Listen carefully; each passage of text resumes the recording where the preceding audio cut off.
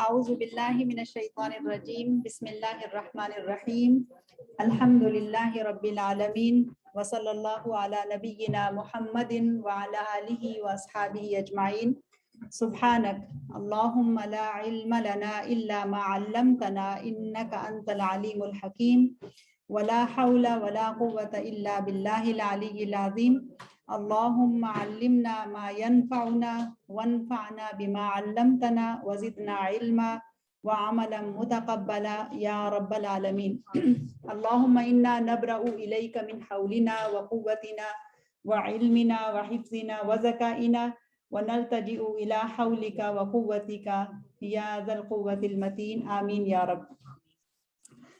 ہمارے یہ جو سلسلہ ہے طہارت کے مسائل کا، اور اس میں ہم نے وضو کو تفصیل سے دیکھ لیا کہ وضو کیسے کرنا ہے، وضو کیسے کن کن حالتوں میں ٹوٹ جاتا ہے، اور وہ ساری چیزوں کو ہم نے تفصیل سے دیکھ لیا ہے۔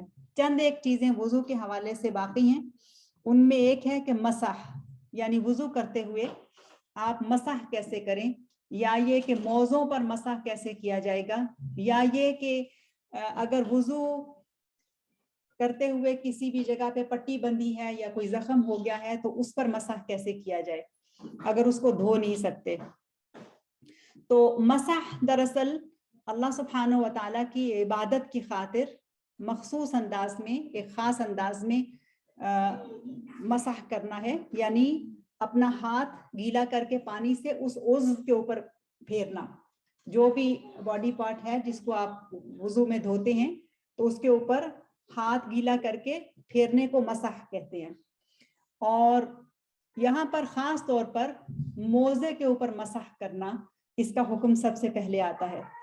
موزہ دراصل لیدر کی ایک ساکس ہے جس کو پہنا جاتا ہے، اور اس سے پہلے تو صرف لیدر کا ہی موزہ بنتا تھا، لیکن آج کل علماء نے یہ کہا ہے کہ اگر بہت تھک موٹی جراب بھی ہے جو بہت موٹی ہے اور اگر چند میل چلا جائے تو اس کے پھٹنے کا خطرہ نہ ہو تو وہ بھی مسح کا قائم مقام ہو سکتا ہے، یعنی اس کے اوپر بھی مسح کیا جا سکتا ہے۔ تو مسح اللہ سبحانہ و تعالیٰ نے اپنے بندوں پر آسانی کی خاطر جائز قرار دیا ہے، اور اس میں مسح وہ شخص بھی کر سکتا ہے کہ جو مقیم ہے یعنی سفر نہیں کر رہا، اور وہ کہ جو سفر کر رہا ہے یعنی ٹریولر ہے وہ بھی مسح کر سکتا ہے۔ اچھا، مسح جو ہے وہ موزے کے اوپر بھی ہو سکتا ہے، اور مسح اگر کسی شخص نے ٹربن پہنی ہے، مردوں نے ٹربن پہنی ہوئی ہے، پگڑی پہنی ہے، تو اس کے اوپر بھی مسح ہو سکتا ہے۔ اور اسی طرح سے اگر عورتوں نے سکارف پہن رکھا ہے یا دوپٹہ اوڑھ رکھا ہے تو اس کے اوپر بھی مسح ہو سکتا ہے چند صورتوں میں۔ وہ صورتیں کون کون سی ہیں جس میں مسح ہو سکتا ہے؟ نبی صلی اللہ علیہ وسلم نے خود موزے پر بھی مسح کیا ہے، اور اپنی پگڑی کے اوپر بھی یعنی ٹربن کے اوپر بھی مسح کیا ہے۔ اور صرف مسح سے متعلق 40 احادیث، مستند احادیث موجود ہیں جس میں صرف مسح کرنے کی تفصیل بتائی گئی ہے۔ تو اگر کسی نے موزہ پہن رکھا ہو تو موزے کے اوپر مسح کر لینا موزہ نکال کر دھو لینے سے بہتر ہے۔ یہ بہت اہم نقطہ ہے۔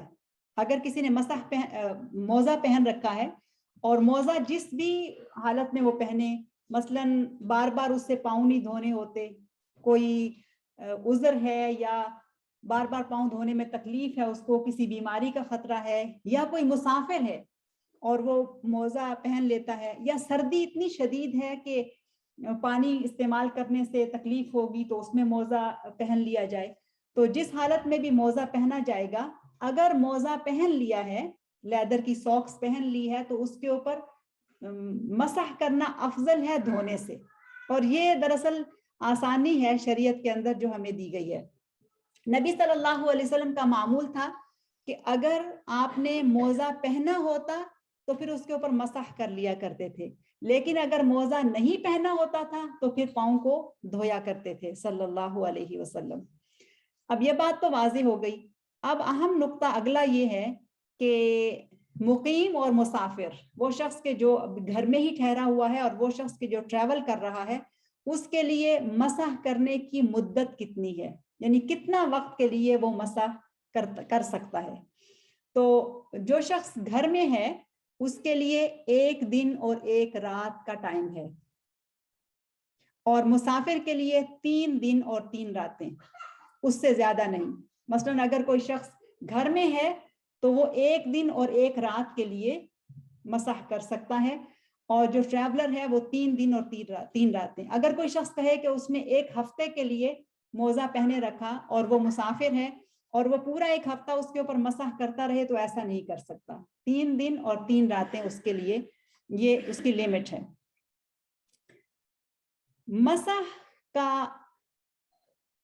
مسح کرنے کا آغاز کیسے، کب کیا جائے گا موزے کے اوپر جب مسح کرنا ہے؟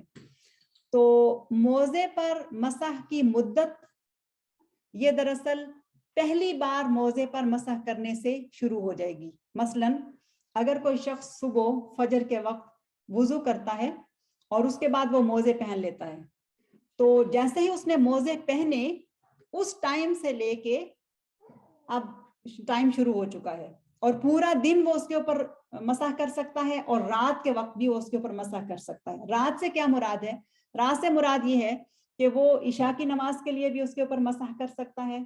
پھر اس کے بعد اس نے اگر رات کو قیام اللیل کرنا ہے یا تہجد وغیرہ اس نے اگر پڑھنی ہے تو اس پر بھی وہ مسح کر سکتا ہے، اس وضو کے لیے بھی. لیکن جیسے ہی اگلی فجر کا وقت داخل ہوگا مسح کا وقت ختم ہو جائے گا. ٹھیک ہے، سمجھ آ گئی ہے؟ یہ اس کا ٹائم ہے. اب اس کو اپنا موزہ نکالنا ہوگا اور پھر پاؤں دھونے ہوں گے اور پھر پہن کے پھر اگلا پورا دن وہ ایسے گزار سکتا ہے. اور اگر کسی نے ظہر کے وقت شروع کیا تو اس کا ٹائم کم ہو گیا، اب ظہر سے لے کے رات کا وقت ہے. اور اگر کسی نے عصر کے وقت وضو کیا اور پھر موزہ پہن لیا تو عصر کے وقت سے لے کے پھر رات کا وقت ہے. تو جیسے جیسے آگے چلتا چلا جائے گا اس کے پاس ٹائم کم ہوتا جائے گا، لیکن اگلے دن فجر تک اس کے پاس ٹائم ہے. سمجھ آ گئی؟ نہیں، یعنی ظہر سے اگلی ظہر نہیں ہو سکتا، فجر ہے، یعنی 1 دن اور 1 رات اس طرح سے ہے. اور موزوں پر مسح کرنے کی جو شرائط ہیں وہ کون کون سی ہیں؟ وہ ایک یہ ہے کہ موزہ خود پاک ہونا چاہیے، موزہ ناپاک نہیں ہونا چاہیے. اور دوسرا یہ ہے کہ موزہ وضو کی حالت میں پہنا جائے، یعنی ساکس جو ہے وضو کر کے آپ پہنیں. تیسرا یہ ہے کہ موزہ صرف حدث اصغر کی شکل میں ہوگا. مثلاً اگر اسمال امپیورٹی ہے جس میں صرف پیشاب کر لیا یا ٹوائلٹ سے فارغ ہوئے یا اس طرح سے ڈسچارج ہو گیا، ہوا نکل گئی، اس طرح کی کوئی کیفیت ہوئی تو اس میں ہے. لیکن اگر کسی کے اوپر غسل واجب ہو جائے تو پھر اس کے اوپر مسح نہیں ہو سکتا، پھر اس کو غسل کرنا ہے اور اس کا مسح جو ہے وہ نہیں ہو سکتا. موزے پر مسح اس مدت میں کیا جائے گا جو مقیم اور مسافر کے لیے مقرر کی گئی ہے، اور اس دوران موزہ یا ساکس اتاری نہ گئی ہو. یہ بھی ایک شرط ہے.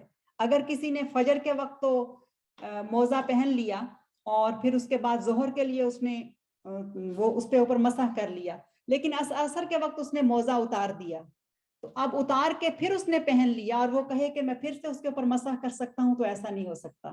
پھر اس نے دھونا ہوگا اپنے پاؤں کو، اور اس کے بعد پھر مسح کا ٹائم پھر سے شروع ہو جائے گا. دھوئے گا، پہن لے گا اور پھر مسح کا ٹائم شروع ہو جائے گا. اور اگر وضو کی حالت میں اتارا اور پہنا ہو پھر بھی مسح باطل ہو جائے گا، اب وہ نہیں کر سکتا. اگر جراب اتار دی ہے اور پھر پہن لی ہے یا موزہ اتار کے اور پھر پہن لیا ہے تو پھر مسح نہیں ہو سکتا.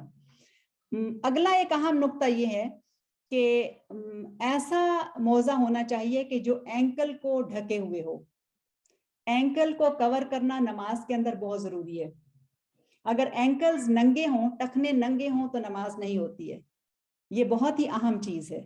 تو یہ یقین کرنا چاہیے کہ نہ صرف مسح کے اندر ہی، یعنی مسح میں بھی یہ شرائط میں سے ہے کہ جو بھی جراب آپ پہنے جو موٹی ہو، مضبوط ہو، یا موزہ پہنے تو اس میں اینکلز کو کور کیا ہوا ہو. اگر اینکل ننگے ہوں تو پھر اس پہ مسح نہیں ہوگا. مسح کرنے کا طریقہ کیا ہے؟ مسح کرنے کے لیے دائیں ہاتھ کو پہلے گیلا کر لیا جائے اور پھر اپنا دایاں ہاتھ पैर के ऊपर वाले हिस्से पर उंगलियों की तरफ से शुरू करके ऊपर की तरफ लाया जाए, इस तरह से गीला करके इस तरह उंगलियों की तरफ से करके ऊपर की तरफ लाया जाएगा।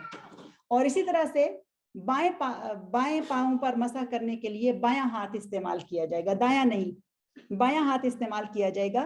गीला करके उंगलियों की तरफ से शुरू करके पीछे की तरफ लाया जाएगा और टखने तक मसह कर लिया जाएगा। मोजे के निचले हिस्से पर यानी नीचे की तरफ मसह करने की जरूरत नहीं है, मसह सिर्फ ऊपर होता है। ये बहुत दिलचस्प बात है। हमारी शरीयत दरअसल हमसे जिस चीज का मुतालबा करती है वो है दरअसल मान लेना, इत्तिबा करना। शरीयत हमसे अकली दलील नहीं मांगती है, लॉजिक उसके लिए हो या ना हो। सैयदना अली रज़ी अल्लाह अन्हु का एक बहुत मशहूर कौल है, वो कहते हैं कि अकल का तकाजा तो ये है कि मसह नीचे किया जाए, कि जाहिर है गंदगी तहारत तो पाँव के नीचे की तरफ लगती है ना, तो अकल ये कहती है कि नीचे से वाइप किया जाए, शरीयत ये कहती है कि ऊपर से वाइप किया जाए। तो ऐसे में ये जरूरी है कि हुक्म की इत्तिबा की जाए, ना कि उस हुक्म को अकली दलील अकल के ऊपर परखा जाए कि इसकी तो कोई लॉजिक नहीं बन रही है। तो हुक्म ये है कि दरअसल इस तरीके से उसको कर लिया जाए। अगर किसी ने मतलब बड़े जूते पहन रखे हैं ना एंकल पर, जैसे फौजी हो गए या कोई ट्रैवलर वगैरह, तो जूते के ऊपर। अगर हम सवाल बाद में ले लें तो आप अपने सवाल रखिएगा, तो उसके बाद इंशाअल्लाह करते हैं, ठीक है। अच्छा, मौज़ों पर मसा किन चीजों से बातिल हो जाता है? जैसा कि मैं पहले बता चुकी हूँ कि जब पैर मोजे से निकाल लिया तो मसह जो है वो बातिल हो गया। जब गुस्ल लाजिम हो जाए, मसलन किसी ने मोजे पहने हुए थे लेकिन पीरियड शुरू हो गए, या कोई और गुस्ल जो है जनाबत का गुस्ल उसके ऊपर लाजिम हो गया, तो फिर उसको दोबारा से अपने जिस्म को और अपने पाँव को साफ करना होगा, यानी धोना होगा। और फिर मसह उस सूरत में भी बातिल हो जाता है जब मसह की मुद्दत पूरी हो जाए, यानी टाइम पूरा हो गया तो फिर मसह अब उससे ज्यादा मसह नहीं हो सकता है। अब अगली जो अहम बात है वो है कि मर्दों के लिए टर्बन के ऊपर मसह करना और औरतों के लिए दुपट्टे के ऊपर मसह करना। जब टर्बन को उतारना या दुपट्टे को उतारना मुश्किल हो तो ऐसी सूरत में स्कार्फ के ऊपर से या दुपट्टे के ऊपर से मसह किया जा सकता है। मसलन आपने वुजू करना है, अब आप सारे आजाद हो रही हैं, आपने अपने सर के बालों का मसह करना है और किसी ऐसी जगह पर हैं कि जिसमें दुपट्टा उतारा तो बेपर्दगी हो जाएगी, या बाज़ औक़ात बच्चियों ने इस तरह से अपने स्कार्फ पहने होते हैं कि वो वर्क प्लेस पे हैं या किसी ऐसी पब्लिक जगह पे हैं कि जिसमें उसको अगर उतारा तो उसको दोबारा पहनना बहुत मुश्किल हो जाएगा, बहुत ज्यादा वक्त लग जाएगा, तो अच्छी तरह से उन्होंने अपना आप ढका हुआ है, तो ऐसी सूरत में वो अपने स्कार्फ को नहीं उतारें बल्कि उसके ऊपर से ही मसह कर सकती हैं।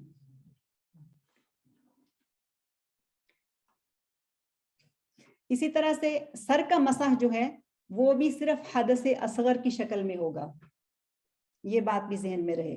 अगर कोई शख्स जनाबत में है या अगर किसी औरत को पीरियड्स आ गए तो ऐसे में खाली मसह काफी नहीं है, उसने अपने पूरे जिस्म को धोना है, ये शर्त है इसके लिए। इसी तरह एक और अहम मसला ये है कि अगर किसी को कोई जख्म लग जाता है और उस जख्म की वजह से या बाज़ औक़ात हड्डी टूट जाती है तो उस हड्डी के ऊपर कोई प्लास्टर चढ़ा दिया जाता है, तो ऐसी सूरत में उसके लिए मुद्दत क्या है? तो उस पर मसह की मुद्दत दरअसल उस पट्टी के खुलने तक है, चाहे वो 1 हफ्ता हो या 6 महीने हो। जब तक वो पट्टी नहीं खुलती मुसलसल उसके ऊपर मसह किया जा सकता है, इसकी इजाजत है। अगर जख्म खुला हो तो उसको धोना जरूरी है, इल्ला ये कि उसके अंदर ऐसा कुछ पानी के चले जाने से उसके नुकसान का खतरा हो या उसके बिगड़ जाने का खतरा हो तो फिर उसको वाइप किया जा सकता है।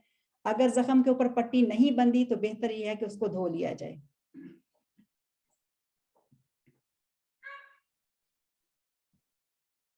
और अगर उसको धोना मुश्किल हो तो फिर हाथ को गीला करके उस जिस्म के हिस्से के ऊपर फेर लिया जाए, उसका वुजू हो जाएगा।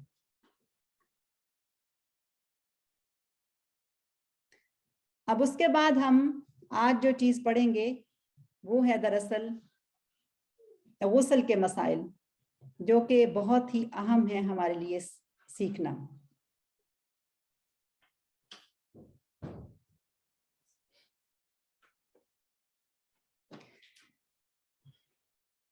اب غسل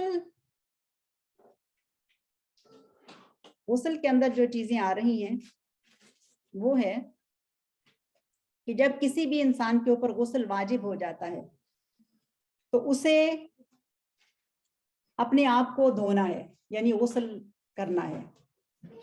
اور شریعت کی تعریف میں غسل کی جو تعریف آتی ہے شریعت کی اصطلاح میں، وہ وہی ہے کہ اللہ سبحانہ و تعالیٰ کی عبادت نہیں کی جا سکتی جب تک کہ اپنی اس پاکی کی حالت کو اس ناپاکی کی حالت کو دور نہ کر لیا جائے اور پاکی حاصل نہ کر لی جائے۔ غسل کب واجب ہو جاتا ہے؟ غسل ایک بالغ مرد کے لیے، بچہ بھی اگر بالغ ہو گیا ہے 14 15 16 سال کا، یا اس سے کم عمر میں بھی اگر بلوغت ہو گئی ہے، تو ایسے میں مرد کے لیے جو ڈسچارج ہے اس پر اس کے اوپر غسل واجب ہو جائے گا، اور عورت کے لیے غسل واجب ہوگا کہ جب اس کے پیریڈز ہوں، جب اس کو منتھلی جو ہوتا ہے ڈسچارج وہ ہو تو اس پر غسل واجب ہو جاتا ہے۔ اسی طرح سے غسل واجب ہوتا ہے کہ جب میاں اور بیوی آپس میں ملیں تو وہ غسل جنابت کا ہے اور وہ غسل واجب ہے۔ اور ہم سب کو یہ معلوم ہے کہ ایک مسلمان ہونے کی حیثیت سے سب مسلمان بچوں اور بچیوں کو پتہ ہے اور پتہ ہونا چاہیے کہ میاں بیوی کا ایک تعلق جو ہے ایک جائز تعلق ہے، اس کے علاوہ کسی بھی قسم کا کوئی بھی تعلق وہ حرام تعلق ہے، جس کی نہ اجازت ہے اور نہ ہی کوئی مسلمان اس کا تصور بھی کر سکتا ہے۔ تو اپنے آپ کو اس سے انتہائی طریقے سے بچانا، دور رکھنا، اس کے لیے بہت کانشیس رہنا یہ بہت ضروری ہے۔ اللہ سبحانہ و تعالیٰ کا بھی حکم ہے کہ جب تم جنابت کی حالت میں ہو یا تم ناپاکی کی حالت میں ہو تو تم غسل کر لیا کرو۔ نبی صلی اللہ علیہ وسلم نے بھی اسی چیز کی تربیت دی ہے اور بتا دیا ہے کہ کن کن موقعوں پر غسل کرنا ہے۔ ایک اور بات جو اہم ہے وہ یہ کہ ایک ہے کہ میاں بیوی کا تعلق، اور دوسرا ہے کہ اگر میاں بیوی کا جسم آپس میں ملتا ہے اور درمیان میں کوئی کپڑا نہیں ہے تو بھی غسل واجب ہو جاتا ہے۔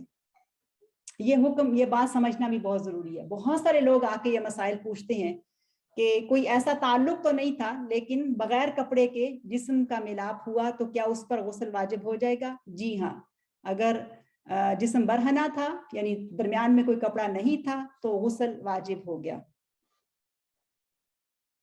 کوئی بھی مسلمان جب فوت ہو جاتا ہے تو اس کی میت کو غسل دینا یہ بھی واجب ہے، یہ فرض ہے کہ اس کو غسل دیا جائے، اور یہ بھی ہمارے دین نے ہمیں سکھایا ہے کہ اس کو غسل دیا جائے گا، سوائے شہید کے۔ جو شخص اللہ کے راستے میں شہید ہوتا ہے اس کو بغیر غسل کیے دفن کر دیا جائے گا۔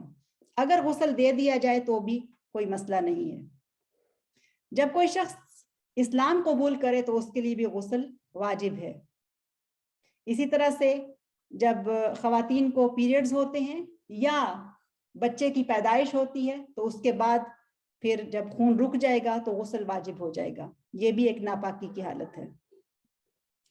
غسل کے اندر کون کون سے فرض ہیں، کون کون سے کام غسل کے اندر فرض کی حیثیت رکھتے ہیں؟ اس میں سب سے پہلی اور اہم چیز ہے نیت۔ نیت ہونا ضروری ہے۔ اگر کسی بھی مرد کو یا عورت کو ناپاکی کا غسل کرنا تھا اور اس نے نیت نہیں کی ہے کہ اس نے اس ناپاکی سے طہارت حاصل کرنی ہے اور اس نے ویسے ہی نہا لیا، یا کوئی شخص جو ہے وہ سوئمنگ پول میں چلا گیا اور اس کا پورا جسم گیلا ہو گیا، یا وہ پانی نہر ہے اس میں کود گیا اور اس کا پورا جسم گیلا ہو گیا اور وہ باہر نکل آیا اور وہ یہ سمجھے کہ اس کا غسل ہو گیا، جسم تو پورا گیلا ہو گیا اوپر سے نیچے تک لیکن اس کا غسل نہیں ہوا۔ واضح؟ یہ ضروری ہے کہ غسل کے لیے نیت ہو، اور نیت سے مطلب کیا ہوگا؟ یعنی کوئی لفظ نہیں ہے جن کو زبان سے ادا کیا جائے، شعوری طور پر اس کو یہ پتا ہونا چاہیے کہ وہ اس وقت کون سا غسل لے رہی ہے۔ مثلاً اگر پیریڈز ختم ہوئے ہیں تو اس کو پتا ہو کہ شعوری طور پر میں اب پاک ہوئی ہوں اور اب اس کے بعد مجھے غسل لینا ہے. اور پیریڈ سے پاکی کے بعد، پیریڈ سے پاکی کی دو کیفیتیں ہیں. ایک یہ ہے کہ جو جسم سے بلیڈنگ ہے وہ رک جائے مکمل طور پر، اور دوسرا یہ ہے کہ آپ باقاعدہ طور پر غسل کر کے پاک ہو جائیں. یہ دو چیزیں بہت اہم ہیں. اگر کسی نے وہ بلیڈنگ نہیں رکی ہے مکمل طور پر اور اس سے پہلے غسل کر لیا ہے اور اس کے بعد بھی کسی قسم کا کوئی ڈسچارج تھا تو اس کا غسل نہیں ہوا. ویسے تو وہ صاف ہو گئی، اس نے ٹھنڈک حاصل کر لی، یا اس کو پسینہ آ رہا تھا، اس کی بدبو دور ہو گئی، اس کا جسم صاف ہو گیا، لیکن وہ پاک نہیں ہوئی ہے، ناپاکی برقرار ہے، اور وہ کام نہیں کر سکتی جو اس کو پاکی کی حالت میں کرنے ہیں. جیسے نماز پڑھنی ہے، جیسے شوہر اور بیوی کا تعلق ہے، وہ بھی بہت اہم چیز ہے. اسی طرح سے کسی کو روزہ رکھنا ہے تو اس میں بھی اس کے لیے پاک ہونا بہت ضروری ہے کہ وہ پاکی حاصل کر لے. تو غسل کے فرائض میں پہلی چیز کون سی ہوئی؟ نیت. اور دوسری اہم چیز ہے کلی کرنا. بہت ساری بہنیں آ کے یہ پوچھتی ہیں کہ ہم نے غسل تو کر لیا لیکن ہم نے تو کلی نہیں کی ہے. تو کلی کرنا دراصل بہت ہی یعنی فرائض کے اندر آتا ہے، بہت ہی اہم اس میں ہے. اسی طرح سے غسل کے فرائض میں ناک میں پانی ڈالنا یہ بھی بہت ضروری ہے.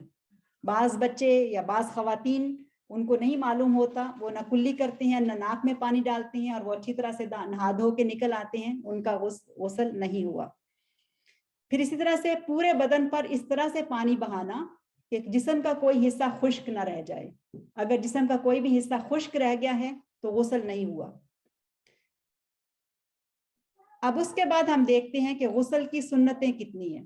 ابھی ہم نے غسل کے فرائض دیکھے تھے، اور غسل کے دراصل 4 فرائض ہیں، اور پھر اس کے بعد غسل کے اندر سنتیں کون کون سی ہیں. اس میں سے بھی جو پہلی سنت ہے، اگرچہ وہ فرض نہیں لیکن سنت میں آ رہا ہے، سنت بھی فرض سے ہی لی گئی ہے، وہ پھر سے غسل کی نیت کرنا ہے. اور اس کے بعد جو اہم چیز ہے وہ ہے دراصل استنجا کرنا. غسل سے پہلے استنجا کرنا، اور اس کے بعد ہاتھوں کو 3 مرتبہ دھو لینا. پھر اس کے بعد اگر جسم کے کسی بھی حصے پر کوئی گندگی لگی ہے تو اس کو صاف کر لینا. پھر وضو کرنا سوائے پاؤں دھونے کے، مکمل وضو کیا جائے، یعنی استنجا ہو گیا، اس کے بعد ہاتھ اچھی طرح دھو لیے، نیت بھی ٹھیک ہو گئی تھی، اور جسم کے کسی اور حصے کے اوپر بھی اگر کچھ بھی لگا تھا، کوئی گندگی لگی ہے یا خون لگا ہے یا کوئی بھی اور چیز لگی ہے، اس کو بھی صاف کر لیا. اب یہ سارے کام کرنے کے بعد پھر کیا کرنا ہے؟ پھر وضو کرنا ہے. اور وضو کرنے کے بعد پاؤں نہیں دھوئے جائیں گے. وضو کر کے پھر سر کو دھویا جائے گا، سر کے اوپر پانی ڈالا جائے اور پانی کو اچھی طرح سے بالوں کے اندر پہنچایا جائے، صاف کر لیا جائے بالوں کو. اور سر دھونے کے بعد پھر بقیہ جسم کو دھونا، اور کوشش کی جائے کہ دائیں طرف سے دھویا جائے، پہلے دائیں طرف دھوئی جائے اور پھر اس کے بعد بائیں طرف دھوئی جائے. لیکن اگر کسی نے دائیں طرف نہیں دھوئی، پہلے بائیں طرف دھو لیا تو اس کا غسل ہو جائے گا، اس میں کوئی قباحت نہیں ہے. لیکن اگر ایسا کر سکے کہ پہلے دائیں طرف سے شروع کرے تو وہ دائیں طرف سے ہی شروع کرے. بعض اوقات ایسا ہوتا ہے کہ شاور لے رہے ہوتے ہیں نا، تو شاور کا پانی تو پورے جسم پہ ہی گر رہا ہوتا ہے، تو اس میں بھی شعوری طور پر اگر پہلا کندھا پانی کے نیچے زیادہ کر دیا جائے اور اس کے بعد پھر بایاں شولڈر جو ہے اس کے نیچے کیا جائے تو یہ کیا جا سکتا ہے. بعض اوقات لوگ آ کے پوچھتے ہیں کہ بھی شاور کا پانی تو پورے جسم پہ آ رہا ہے تو پھر دائیں اور بائیں میں کوئی فرق نہیں رہا. تو اصل میں فرق یہاں ہے، شعور کے اندر فرق ہے. اگر شعور موجود ہے اور ایک مسلمان مرد اور عورت کوئی غسل کر رہا ہے، مسلمان بچی غسل لے رہی ہے، تو اس کو پتا ہوگا کہ مجھے اس غسل کو لینے میں، طہارت حاصل کرنے میں شریعت کو فالو کرنا ہے، اور جیسے مجھے شریعت نے طریقہ بتایا ہے میں اسی کے مطابق آگے چلوں انشاءاللہ. پھر ایک اور اہم حکم اس میں یہ ہے کہ بدن کو اچھی طرح سے صاف کرنا اور ضرورت سے زیادہ پانی خرچ نہ کرنا. اب اگرچہ ہم یہ بات سمجھ چکے ہیں کہ وضو میں کم سے کم پانی استعمال کیا جائے گا اور طہارت حاصل کرتے ہوئے اور دھوتے ہوئے پانی زیادہ استعمال کیا جا سکتا ہے، لیکن اس زیادہ سے مطلب یہ نہیں کہ بس اب ٹیپ کھلی ہے اور ہم نیچے کھڑے ہیں اور پانی بہتا چلا جا رہا ہے. ہماری شریعت بہت اعتدال کی شریعت ہے, بہت خوبصورت دین ہے یہ, تو اس میں بھی ضرورت کے مطابق استعمال کیا جائے گا, لیکن یہ بات واضح رہے کہ اس میں بھی اسراف نہیں کیا جائے گا. اور پھر بدن کو اس طرح سے دھونا کہ اتنا وقفہ نہ آئے ایک حصے کو دھوتے ہوئے.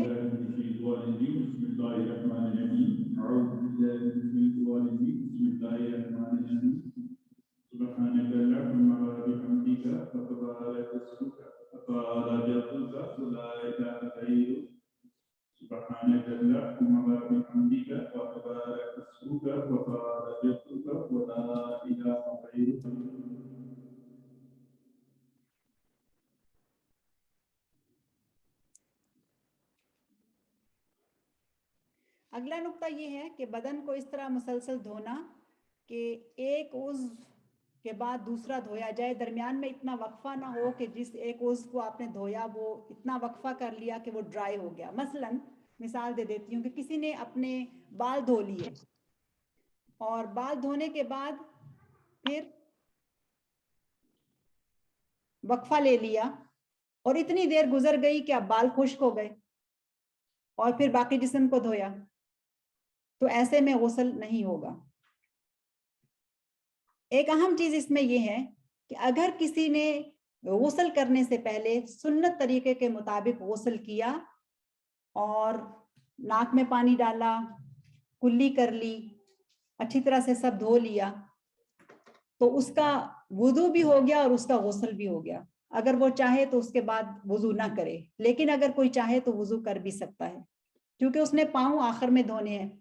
تو جب پورا جسم دھو چکے تو جس جگہ پر وہ کھڑا ہے یا کھڑی ہے یا بیٹھا ہے یا بیٹھی ہے وہاں سے تھوڑا ہٹ جائے اور ایک قدم پیچھے ہو کر پھر پاؤں دھوئے جائیں.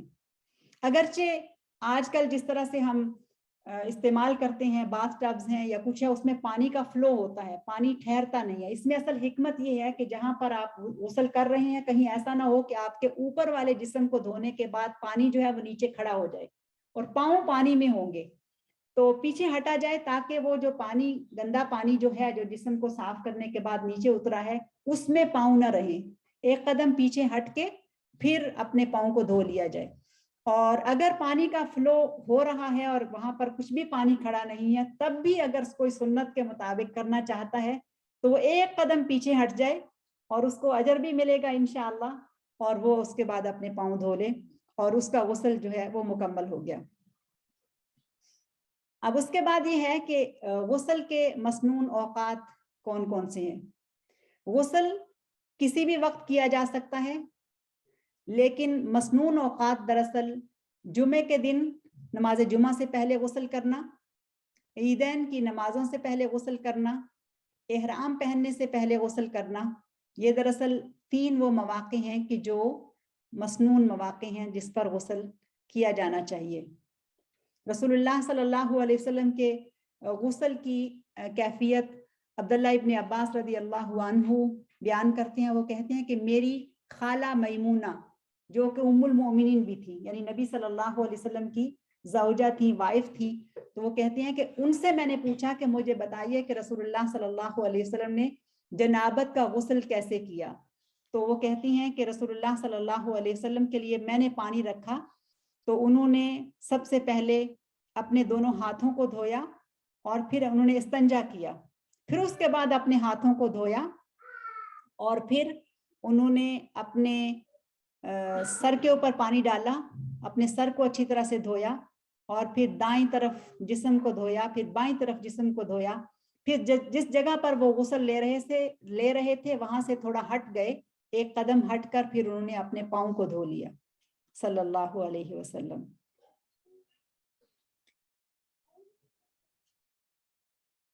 اب اگلی بات ہے وہ ہے دراصل کہ جس شخص کے اوپر غسل واجب ہو وہ کون کون سے کام نہیں کر سکتا.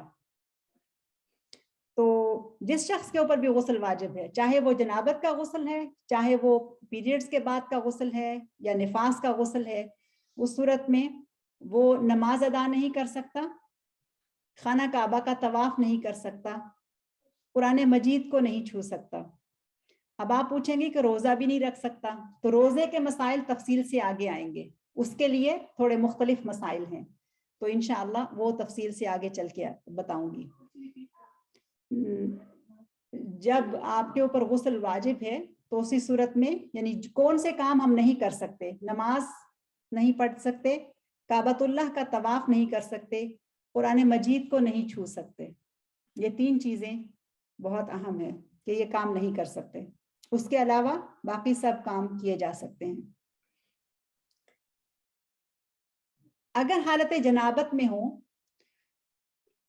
اور سونا ہو تو بہتر یہ ہے کہ پہلے استنجا کر لیا جائے اور پھر وضو کر لیا جائے، اگرچہ وضو کی حیثیت کوئی نہیں ہے جب تک کہ آپ نے غسل نہیں کرنا ہے، وضو تو نہیں ہوا، لیکن یہ ایک اچھا طریقہ ہے اور مسنون طریقہ ہے، رسول اللہ صلی اللہ علیہ وسلم کا طریقہ یہی تھا کہ وہ جنابت کی حالت میں اپنے طہارت کر لیا کرتے تھے، یعنی استنجا کر لیا کرتے تھے، اور اس کے بعد پھر وہ وضو کر لیا کرتے تھے اور پھر سو جایا کرتے تھے۔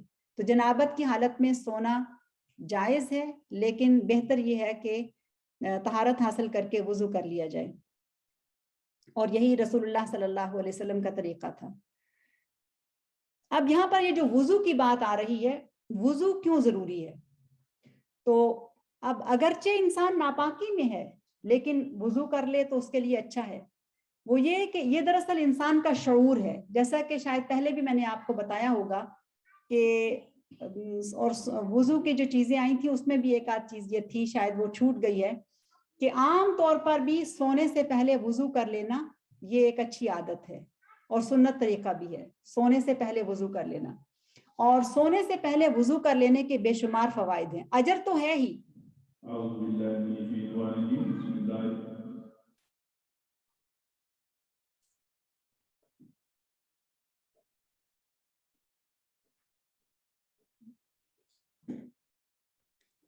اجر تو ہے ہی، اور اجر بھی کوئی کم نہیں ہے، بہت زیادہ اجر ہے اس کا، کہ کوئی بھی انسان سونے سے پہلے وضو کرے، اس کی نیند اس کو اچھی آئے گی، اس کو وسوسے کم آئیں گے، اس کو برے خواب جو ہیں وہ نہیں آئیں گے، خاص طور پر بچوں کے لیے کہ جن کو رات کو سوتے ہوئے ڈر لگتا ہے، یا جن کو بہت زیادہ وسوسے آتے ہیں، بہت زیادہ خیالات آتے رہتے ہیں اور گندے خیالات آتے ہیں، اگر وہ یہ پریکٹس بنا لیں کہ وہ سونے سے پہلے وضو کریں تو وہ دیکھیں گی کہ چند ہی دنوں میں ان کو کتنا زیادہ اس سے فائدہ ہوتا ہے۔ ابن القیم رحمہ اللہ فرماتے ہیں، ان کی کتاب منہاج القاصدین میں یہ واقعہ لکھا ہے، وہ کہتے ہیں کہ مومن کی روح جب نیند میں ہوتی ہے تو وہ اللہ سبحانہ و تعالیٰ کے پاس جاتی ہے، یعنی ہمیں نہیں معلوم ہوتا نا کہ نیند کیا ہے، نیند کی کیفیت کو اور نیند کی حالت کو کوئی بندہ آج تک سمجھ نہیں سکا، اور نیند کو اللہ سبحانہ و تعالیٰ نے موت بھی کہا ہے۔ ہم جب سونے سے پہلے بستر پر جاتے ہیں تو ہم ایک دعا مانگتے ہیں، اللہم بسمک اموت و احیا، کہ اللہ تعالیٰ تیرے نام سے میں مرتی ہوں اور تیرے نام سے میں زندہ ہوتی ہوں۔ اس مرنے سے مراد کیا ہے؟ یعنی نیند ہے۔ تو نیند ایک طرح کی موت بھی ہے کہ انسان کو کچھ خبر نہیں ہوتی وہ کہاں پر ہے۔ تو نیند کی حالت میں جب انسان کوئی مومن ہوتا ہے تو وہ ہر روح جو ہے وہ اللہ سبحانہ و تعالیٰ کے پاس جاتی ہے نیند کی حالت میں، اور جو مومن کی روح ہے وہ اللہ تعالیٰ کے عرش کے قریب جاتی ہے، اور جس مسلمان یا مومن نے وضو سے نیند حاصل کی ہوتی ہے اس کی روح اللہ تعالیٰ کے عرش کے قریب جا کر سجدہ کرتی ہے۔ کیوں؟ اس لیے کہ وہ اس کو پہچانتی ہے، اللہ سبحانہ و تعالیٰ کو وہ روح پہچانتی ہے اور اس کو پتہ ہے کہ یہ مقام سجدہ ہے، تو جب وہ روح اس کے قریب جاتی ہے تو اللہ تعالیٰ کو سجدہ کرتی ہے۔ لیکن جو دوسری روحیں ہیں جو اللہ تعالیٰ کو نہیں پہچانتی یا اس کی بغاوت میں ہوتی ہیں یا اس کی فرمانبرداری میں نہیں ہوتی، وہ جاتی ہیں لیکن بھٹکتی رہتی ہیں اور ان کو وہاں پر کچھ بھی نہیں ملتا، اور ان کی نیند جو ہے وہ پوری تو ہو جاتی ہے لیکن انہیں اللہ تعالیٰ کی ملاقات نصیب نہیں ہوتی۔ تو یہ جو پریکٹس ہے کہ رات کو سونے سے پہلے طہارت حاصل کر کے سونا، اگر انسان ویسے ہی پاک ہے تو بھی وہ وضو کر لے تو بہت ہی اچھی عادت ہے کہ وہ وضو کے ساتھ سوئے، لیکن اگر کوئی ناپاک بھی ہے جیسے جنابت کی کیفیت ہے، یا اگر ہم میں سے کوئی ایسے ہے کہ جس کے پیریڈز بھی آئے ہوئے ہیں، تو اس حالت میں بھی اگرچہ وہ ناپاک ہے، لیکن یہی علماء کہتے ہیں کہ یہ جو کیفیت اس میں بتائی گئی ہے کہ اگر نبی صلی اللہ علیہ وسلم کی حدیث کے مطابق اگر جنوبی بھی ہے اور ان کا اپنا معمول یہ تھا کہ جنابت میں بھی وہ غسل سے پہلے سونے سے قبل وضو کر لیا کرتے تھے. تو ایسے ہی جو حیض و نفاس سے عورتیں ہوں, پیریڈ سے ہوں, وہ بھی اگر سونے سے پہلے وضو کر لیں تو یہ ان کے لیے بہت اچھا ہے. خیالات بہت زیادہ پاکیزہ رہتے ہیں اور شیطانی وسوسوں کو دور کرنے میں بہت مدد ملتی ہے وضو کے ساتھ. تو بہت لوگوں نے اس کو پریکٹس کیا اور بہت زیادہ فائدہ ہوا. بعض لوگوں کو اس کے مسئلے ہوتے ہیں کہ نیند نہیں آتی اور بے چینی محسوس ہوتی ہے. بعض بچوں کو بہت خوف آتا ہے سوتے ہوئے, ڈر لگتا ہے. بعض بچوں کو وسوسے بہت زیادہ آتے ہیں, بہت برے خیالات ان کے ذہن میں ہر وقت آتے رہتے ہیں. تو وضو کی برکت سے وہ ان خیالات سے چھٹکارا حاصل کر سکتے ہیں. اور اوبیسلی ساتھ دعائیں بھی ہیں. بستر پر جانے سے پہلے آیت الکرسی پڑھنا, اللہ تعالیٰ کو یاد کرنا, سورہ البقرہ کی آخری 2 آیات پڑھ لینا, اور اگر کوئی اور ہمت کرے تو ایک اور کام کرنے کا ہے, وہ ہے سورہ الملک, وہ سونے سے پہلے پڑھ لینا اگر کوئی یہ بھی کر سکتا ہے. لیکن اگر یہ بڑا کام ہے, کوئی نہیں کر سکتا, تو کم از کم فلق, احد اور الناس پڑھ کے یہ جو 2 صورتیں یا 3 صورتیں آپ سب کو یاد ہیں وہ پڑھیں, اور اسی طرح سے آپ لوگ وضو کر لیں اور آیت الکرسی پڑھ لیں, سورہ البقرہ کی آخری آیات پڑھ کے سو جائیں, تو انشاءاللہ بہت سکون کی نیند آئے گی. وقت پہ آپ جاگیں گی بھی, فریش بھی ہوں گی, اجر بھی ملے گا انشاءاللہ, اور وسوسوں سے چھٹکارا مل جائے گا انشاءاللہ. اس کے علاوہ کوئی بھی عورت جو ناپاکی کی حالت میں ہے یا کوئی مرد جو ناپاکی کی حالت میں ہے, وہ باقی سارے کے سارے کام کر سکتا ہے. مثلاً اگر اس کو ضرورت ہے کھانا کھانے کی تو وہ کھانا کھا سکتا ہے, اگر اس کو کسی سے بات چیت کرنے کی ضرورت ہے تو وہ کر سکتا ہے. لیکن یہ بات یاد رہے کہ جنابت کا غسل, اس میں خام خواہ تاخیر کرنا, ایسا شخص گناہ گار ہے. کوشش ہونی چاہیے کہ جتنی جلدی غسل ہو جائے اتنا بہتر ہے, خام خواہ تاخیر کرنا. لیکن اگر کسی کے پاس کوئی عذر ہے, کسی وجہ سے وہ جلدی غسل نہیں کر سکا یا نہیں کر سکی ہے, مثلاً بالفرض اگر ماؤں کو صبح کو بچوں کو اسکول بھیجنا ہے اور اگر وہ دیر سے اٹھی ہیں, ان کی آنکھ نہیں کھلی ہے یا ایسی کوئی صورت ہے, تو ایسی صورت میں اگر ان کو واقعی بچے اسکول سے دیر ہو جائے گی, اگر وہ چاہتی ہیں وہ کام کاج کر لیں, تو بچوں کو پیک لنچ کرنا, بچوں کی تیاری کرنا, اس میں کوئی قباحت نہیں ہے, وہ کر سکتی ہیں. بہتر یہ ہوگا کہ اس سے پہلے اگر غسل نہیں کر سکی تو وہ وضو ضرور کر لیں.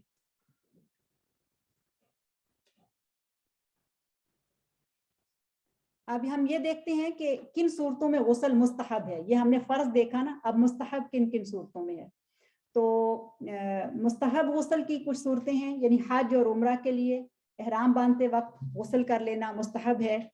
جب کوئی شخص میت کو غسل دے تو اس کے بعد وہ غسل کر لے, یہ مستحب ہے, فرض نہیں ہے. اگر کسی نے غسل نہیں کیا صرف وضو کافی ہو جائے گا, لیکن اگر کوئی کر سکتا ہے تو کر لے. جب کوئی شخص بے ہوش ہو جائے تو اس کے بعد جب اس کو افاقہ ہو تو بہتر ہے کہ وہ غسل کر لے.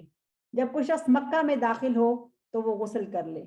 اسی طرح سے وہ عورت کے جس کو بیماری کی وجہ سے اس کے بلیڈنگ ہوتی رہتی ہے, بعض لوگوں کے یہ مسائل ہوتے ہیں کہ بیماری کی وجہ سے ان کو بار بار یا وقفے وقفے سے بلیڈنگ ہوتی رہتی ہے, تو اس کے لیے اگر آسان ہو غسل کرنا تو غسل مستحب ہے. لیکن اگر اس کو دقت ہو اور یہ تکلیف اس کے ساتھ مستقل لگی ہوئی ہو تو پھر اس کے اوپر غسل جو ہے وہ اٹھا لیا جائے گا, وہ صرف وضو کرے گی اور وہ پاک ہے, وہ کر سکتی ہے, باقی سارے کام کر سکتی ہے. ایک اور اہم مسئلہ وہ یہ کہ جنابت اور حیض کا غسل, یہ ان دونوں کے لیے دونوں حالتوں میں ایک کافی ہے, ایک غسل کافی ہے. یہ بھی مسئلہ بہت لوگوں کو نہیں پتا ہوتا. عموماً تو ہم نے یہ سمجھ لیا نا کہ اگر جنابت ہے تو اس کو اس حالت میں جلدی غسل کرنا ہے, دیر نہیں کرنی ہے.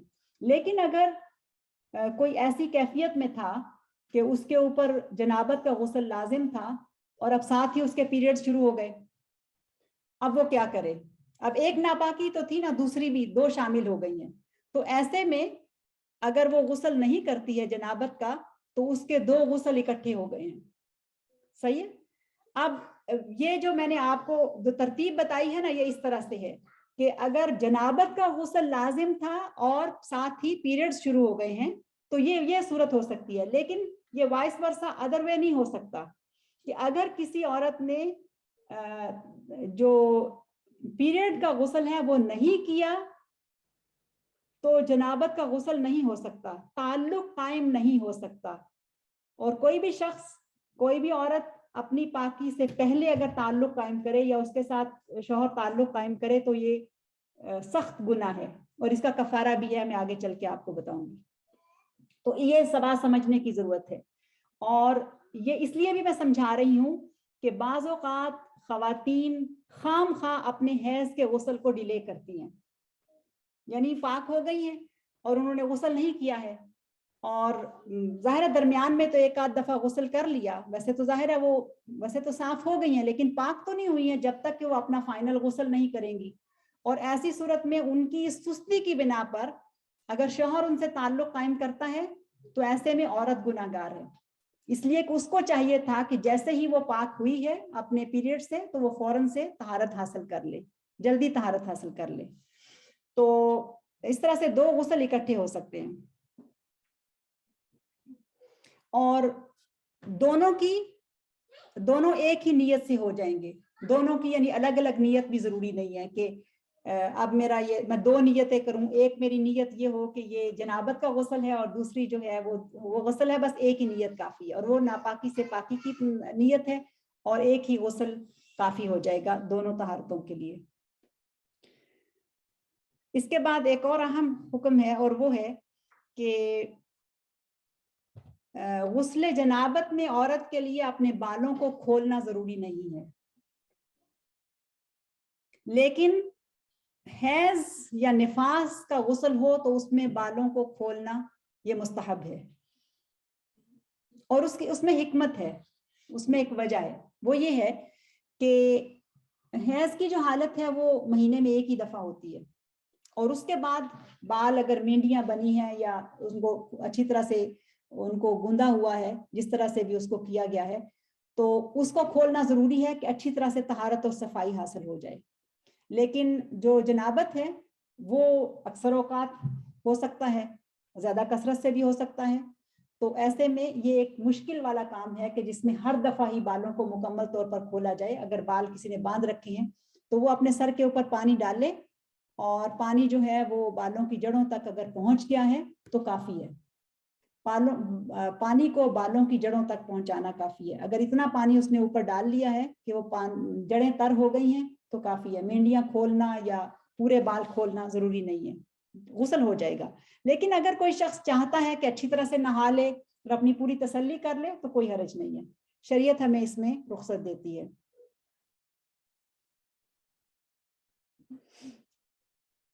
एक और चीज जो अहम है वो है दरअसल कि पीरियड के गुस्ल में खाम खा की ताखीर करने से नमाज में जो खलल आता है वो भी एक बड़ा अहम मसला है।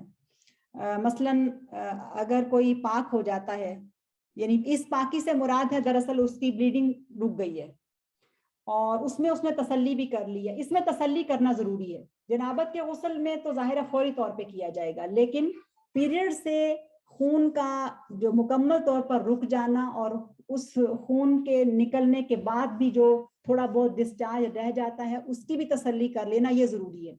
लेकिन जब किसी की आदत इस्टेब्लिश हो चुकी है, पहली दूसरी तीसरी दफा नहीं है, मुसलसल उसके पीरियड्स हो रहे हैं और उसको पता है कि मेरी आदत क्या है, तो जब उसने देखा कि वो अच्छी तरह से पाक हो गई है तो फिर फौरन गुस्ल कर ले। अब हमारे पास जो मसाइल आते हैं वो ये कि जब रमदान आता है तो हमारी बहनें बहुत सारे ये मसले पूछती हैं कि हमने रोजा रखना है, तो हम अगर थोड़े से अभी पाक होने वाले थे लेकिन हमें पता था कि बस आधा घंटा है, या हम सहरी से थोड़ी देर पहले पाक हुए, अब इतना टाइम नहीं है कि हमें सहरी बना के भी देनी है, सहरी खानी भी है, तो हम क्या करें। तो ये इंशाल्लाह मसाइल आगे रोजे के आएंगे। लेकिन रमजान के अलावा जितने भी औकात हैं उसमें इस बात का ख्याल नहीं रखा जाता। बहुत अहम हुक्म है बच्चियों के लिए भी और बड़ों के लिए भी, वो ये कि जिस पीरियड से पाकी जिस नमाज के टाइम के दाखिल होने के बाद हासिल हो गई और नमाज का टाइम अगर बाकी था तो वो नमाज आपके ऊपर फर्ज है। मसलन जोहर का टाइम शुरू होता है 1 बजे, मैं मिसाल दे रही हूँ, हो सकता है उसमें फर्क भी हो, और वो टाइम रहता है 4 बजे तक, और आप 1 बजे तो पाक नहीं थी लेकिन 2 बजे आप पाक हो गई हैं, اور ابھی نماز کا کافی ٹائم باقی ہے، یا آپ 3 بجے بھی پاک ہو گئی ہیں، ابھی بھی نماز کا ٹائم باقی ہے، تو اس کا مطلب یہ ہے کہ آپ کو غسل کر کے نماز ادا کرنی ہے، وہ نماز آپ کے اوپر واجب ہے اور اس میں سستی نہیں کرنی۔ تو اس میں دراصل بہت کانشیس ہونے کی ضرورت ہوتی ہے۔ کبھی بعض اوقات پاک ہو جاتے ہیں، ایک نماز کا وقت بھی نکل گیا، دوسری کا بھی نکل گیا، تیسری کا بھی نکل گیا، کام کاج میں لگے ہیں۔ ہاں اللہ یہ ایسا ہو سکتا ہے کہ جیسے آپ کسی ایسی جگہ پر ہیں کہ جیسے کوئی بچہ اسکول میں ہے، یا پھر یہ کہ وہ کسی جاب پہ ہے، اور ایسے میں اس کے لیے فوری غسل کرنا نہیں ہے، تو اس کو خیال رکھنا چاہیے کہ وہ جو نماز جو اس کی قضا ہوئی ہے وہ جب گھر پہنچے اور غسل حاصل کر لے تو اس کے بعد اس کو قضا کرے، اس لیے کہ نماز کا معاملہ بہت اہم ہے، نماز میں ہم سستی نہیں کر سکتے۔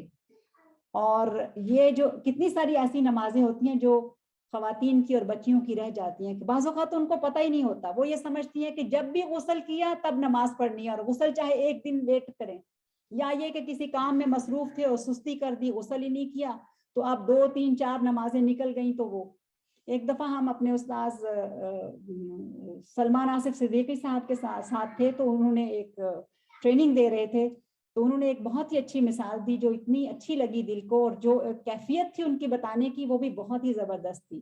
وہ کہنے لگے کہ جسٹ امیجن، آپ تصور کریں کہ ایک دیوار ہے اور آپ کے 12 بیٹے ہیں، غالباً ایسے ہی انہوں نے مثال دی تھی کہ آپ کے 12 بیٹے ہیں، اور وہ 12 کے 12 ایک دیوار کے ساتھ بیٹھے ہیں، اور ایسا ہوتا ہے کہ وہ دیوار ان کے اوپر گر جاتی ہے، اور وہ 12 کے 12 جو ہیں وہ فوت ہو جاتے ہیں۔ تو کتنا بڑا صدمہ ہے، جسٹ امیجن کتنا بڑا صدمہ ہے جو ایک انسان کو پہنچتا ہے۔ تو ایک انسان کی موت بھی بہت بڑی بات ہوتی ہے، تو کسی کے 12 ہو اور وہ 12 کے 12 فوت ہو جائیں، تو کہنے لگے کہ ایک نماز کا نکل جانا اس سے بھی بڑا نقصان ہے جس کا انسان تصور نہیں کر سکتا۔ ایک نماز، فرض نماز کا چھوٹ جانا اس سے بھی بڑا نقصان ہے کہ جو کسی کے 12 بیٹے فوت ہو جائیں اور اس کو جو دکھ اور وہ پہنچے گا۔ اور کہنے لگے کہ اتنا دکھ محسوس ہونا چاہیے ایک نماز کے مس ہو جانے پر، اتنا بڑا نقصان ہو گیا کہ میری نماز نکل گئی، اتنا بڑا اس سے بڑا تو کوئی نقصان ہے ہی نہیں کہ کسی مسلمان کی نماز جو ہے چھوٹ جائے اور بلا وجہ چھوٹ جائے۔ شریعت نے ہمیشہ ہمیں کچھ رخصتیں دی ہیں، اگر کوئی عذر تھا تو یہ ایک الگ بات ہے، اور عذر میں بھی 2 نمازوں کو جمع کیا جا سکتا ہے، یا یہ کہ اگر نماز کوئی واقعی نمازی ہے تو وہ نماز کو بہت تھوڑا وقت رہ گیا تب بھی پڑھ سکتا ہے، یا اگلی نماز سے پہلے پڑھ سکتا ہے، یا قضا کر سکتا ہے، کوئی بھی شکل جو ہے وہ عذر کی بنا پر ہو سکتی ہے، لیکن بلا عذر نمازوں کو چھوڑ دینا یہ بہت، ایک مسلمان مرد اور عورت کے لیے، ایک مسلمان بچے اور بچی کے لیے یہ بہت بڑا نقصان ہے۔ تو ایسے میں اگر پیریڈز ہیں اور اس میں ہم سستی کر رہے ہیں اور ہم سستی کی وجہ سے نہا نہیں رہے اور ہماری نمازیں نکل رہی ہیں تو ایسا نہیں ہونا چاہیے۔ پھر ایک اور چیز اس میں یہ ہے کہ، اور یہ مسئلہ بہت اہم ہے سمجھنے کا، ظہر کا ٹائم ہوتا ہے 1 بجے اور وہ رہتا ہے 4 بجے تک، اور جب ظہر کا ٹائم داخل ہوا اس وقت میں پاک تھی اور ابھی میں نے ظہر نہیں پڑھی، 2 بج گئے، 3 بج گئے، اب 3 بجے کے قریب پیریڈ شروع ہو جاتے ہیں، تو ایسے میں اس نماز کا کیا کیا جائے؟ کیا خیال ہے آپ لوگوں کا؟ اب تو پیریڈ شروع ہو گئے نا، تو نماز تو، اب وہ نماز کیا معاف ہے؟ نماز وہی معاف ہے ایک عورت کے لیے کہ جس میں وہ پیریڈ کی حالت میں ہو۔ یہ اللہ تعالیٰ کی خاص مہربانی ہے کہ اس نے ہم خواتین کے اوپر بہت مہربانی کی ہے، یہ سسٹم جو ہمیں دیا ہے اس کے ساتھ اس رب کی اتنی مہربانی ہے کہ ہمارے اوپر روزے ہم قضا کرتے ہیں، روزے سال میں 1 دفعہ، کسی کے 4 چھوٹتے ہیں، کسی کے 6، کسی کے 8، میکس 10 ہیں۔ اس کی تفصیل بھی آگے چل کے آ رہی ہے کہ اگر کسی کے ساتھ ایسا مسئلہ ہو تو پھر کتنی نمازیں، وہ کتنے دن وہ نماز نہ پڑھے، یہ مسائل آگے چل کے آئیں گے، لیکن میکس 10 دن ہے، تو 10 روزے ہی ہوں گے نا جن کو پورے سال میں قضا کرنا ہے۔ لیکن اگر نمازوں کا حساب کرنا ہوتا، کسی کے 5 دن، کسی کے 6 دن، کسی کے 7 دن، 8 دن، 10 دن، تو کتنی نمازیں ہمیں قضا کرنی پڑتی، کتنی اس کی مہربانی ہے کہ اس نے ہمارے لیے، اور یہ یعنی وہ نماز یہ نہیں ہے کہ ہم نے اس نماز کے بنا پڑھے ہمیں اجر ملنے والا ہے، یعنی وہ نماز کے جو میں نے ادا کی پتہ نہیں وہ قبول ہوئی ہے یا نہیں ہوئی ہے، میں نے اس طرح سے اچھا وضو کیا تھا یا نہیں کیا تھا۔ پچھلی دفعہ بھی میں نے وضو کے اوپر بہت زور دیا کہ آپ خود بھی اپنے وضو کو اچھا کریں اور اپنے بچوں کو بھی اچھا وضو کرنا سکھائیں۔ माओं की ये जिम्मेदारी है कि वो अपने बच्चों के वुजू को और तहारत को लाजिम करें, इसलिए कि वो बच्चे जब तक जिंदा रहेंगे अच्छा वुजू करेंगे, माएँ उसका अजर पाएंगी इंशाअल्लाह। और फिर ये भी कि जब तक उनका वुजू नहीं है उनकी नमाज ही नहीं है, तो अगर वो सारी उम्र भी नमाजें पढ़ते रहे और नाकिस वुजू के साथ पढ़ते रहे तो नमाज ही नहीं कबूल हुई। तो पॉइंट ये था कि वो नमाज जो हम पढ़ते हैं मुमकिन है हमारे वुजू में नक्स रह गया हो, मुमकिन है उस नमाज के अंदर हमारे जहन में कितने गंदे गंदे और अजीबो गरीब ख्यालात आए हों, हमारी तवज्जो ही नहीं थी, हमने अदा तो कर दिया। कबूल करना अल्लाह ताला का मामला है, वो कबूल करे या ना करे या हमारे मुंह पे दे मारे, जो भी वो करे ये तो उसका फैसला है ना। लेकिन हमें अपनी पढ़ी हुई नमाज की कबूलियत का यकीन नहीं है ना। होना तो चाहिए कि इंशाअल्लाह हम अच्छी नमाज अदा करेंगे और हमें उसका अजर मिलना चाहिए, लेकिन यानी कबूलियत है या नहीं है। लेकिन वो नमाजें जो हमारे पीरियड्स के औकात के दौरान हमारे ऊपर लाजिम थी, वो अल्लाह सुब्हानहू व तआला ने वैसे ही हमारे रिकॉर्ड में अजर लिख दिया कि उसकी तरफ से हमारे लिए रुखसत है। ये नहीं है कि हम यानी वो उसका अजर लिखा जा रहा है, उसका अजर हम सबको मिलेगा इंशाअल्लाह। तो ये एक बहुत बड़ी अहम बात है कि जिस नमाज का वक्त दाखिल हो चुका था और हम उस वक्त पाक थे, वो नमाज हमारे ऊपर अब कज़ा है, उसको अदा करना है। और अगर कोई शख्स अव्वल वक्त में नमाज नहीं पढ़ता और हमारी आदत है कि हम नमाजों को मुअख्खर करते रहते हैं, तो फिर तो बहुत सारे इंसिडेंट ऐसे होंगे कि बेशुमार नमाजें हमारी जमा हो जाएंगी। लेकिन आदत ये बना लीजिए कि नमाज को अव्वल वक्त में अदा किया जाए। ख़ास तौर पर अगर ऐसी बच्चियों को या ख़वातीन को पता है कि अब हमारे पीरियड्स जो हैं वो ड्यू हैं, बस आने ही वाले हैं, तो उसमें तो और ज़्यादा उसको कॉन्शियस हो जाना चाहिए कि अब ऐसा ना हो कि मेरी कोई नमाज छूट जाए, तो मैं ध्यान रखूं, बार बार चेक करें। और अगर उस वक्त वो पाक थी और नमाज का वक्त दाखिल हो चुका था तो उस वक्त उसको नमाज पढ़ लेनी है। समझ आ गई? ये मसला बहुत अहम है, बहुत सारी ख़वातीन को ये मसला पता नहीं होता, इसके बारे में जान लेना बहुत ज़रूरी है। इससे मुतालिक और रोज़े से मुतालिक कुछ और मसाइल इंशाअल्लाह आगे आएंगे।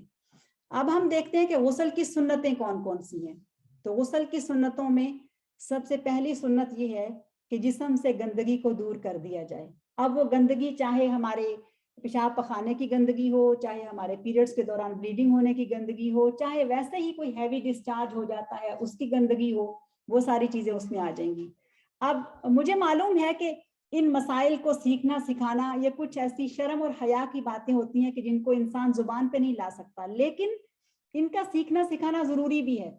और जब मैं बहनों के साथ बात करती हूँ या मैं अपने मदरसे में भी बच्चियों को ये मसाइल सिखाए, तो मैंने उनको बताया कि देखें मैं उम्र में अब बड़ी हूँ और मेरे लिए ज़रूरी है कि मैं आपकी तरबियत के लिए आपको ये सारे मसाइल खुलकर बताऊँ। और ये हुक्म है हमारी शरीयत का। मैंने शुरू में आपको बताया था कि सहाबा किराम उम्महातुल मोमिनीन के पास जाकर ये मसाइल पूछा करते थे, अदब के तकाजे के अंदर रहते हुए पूरे आदाब को सामने रखते हुए ये मसाइल सीखे और सिखाए जाते थे। तो इसलिए इन मसाइल को अच्छी जुबान के साथ इशारे किनारे से इनको समझना जो है बहुत जरूरी है।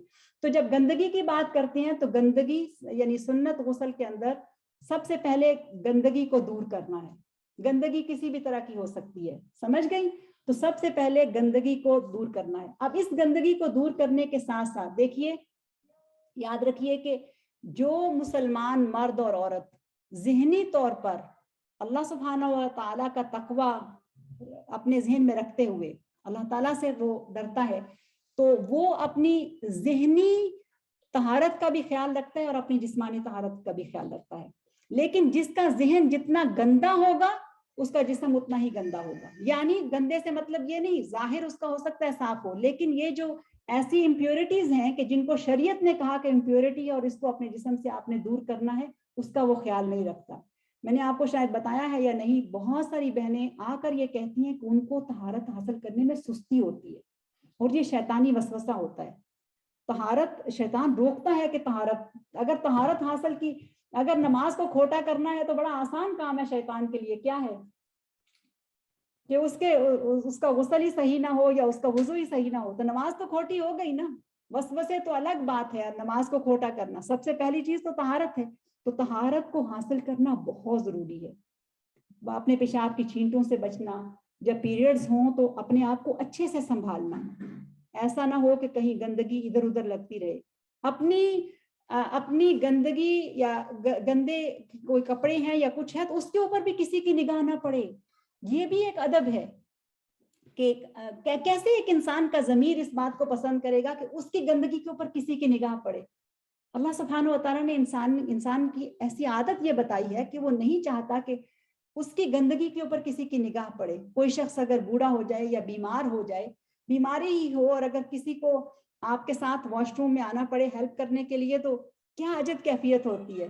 انسان مانتا نہیں ہے ضمیر کہ کوئی اس کے ساتھ ہو جب وہ باتھ روم میں ہے, تو دل نہیں چاہتا کہ اس کی نجاست کے اوپر کسی کی. تو ایسے ہی بچوں کو, بچیوں کو اور بڑوں کو, سب کو یہ بات ذہن میں رکھنی چاہیے کہ ہماری نجاست کے اوپر, ہماری گندگی کے اوپر کسی کی نگاہ نہ پڑے. اور ایسے ہی اگر کوئی گندی بات ہے یا گندی سوچیں ہیں تو اس کو بھی کسی کے ساتھ شیئر نہ کریں. یہ نہیں ہے کہ ان نجاستوں کے اوپر تو ہم نے پردہ رکھنا ہے, لیکن گندی باتیں ہم دوسروں سے کر سکتے ہیں, گندے ٹاپکس جو ہیں ہم دوسروں سے ڈسکس کر سکتے ہیں, یہ بھی نہیں ہے. خواتین ہوں تو بھی اگر کسی سے بات کرنی ہے تو بہت ہی اسلام نے ہمیں آداب سکھائے ہیں, بہت ہی اچھے طریقے سے ایک دوسرے سے بات کی جائے اور کسی بھی طرح کی گندی زبان یا کوئی بھی ایسا استعمال نہ کیا جائے.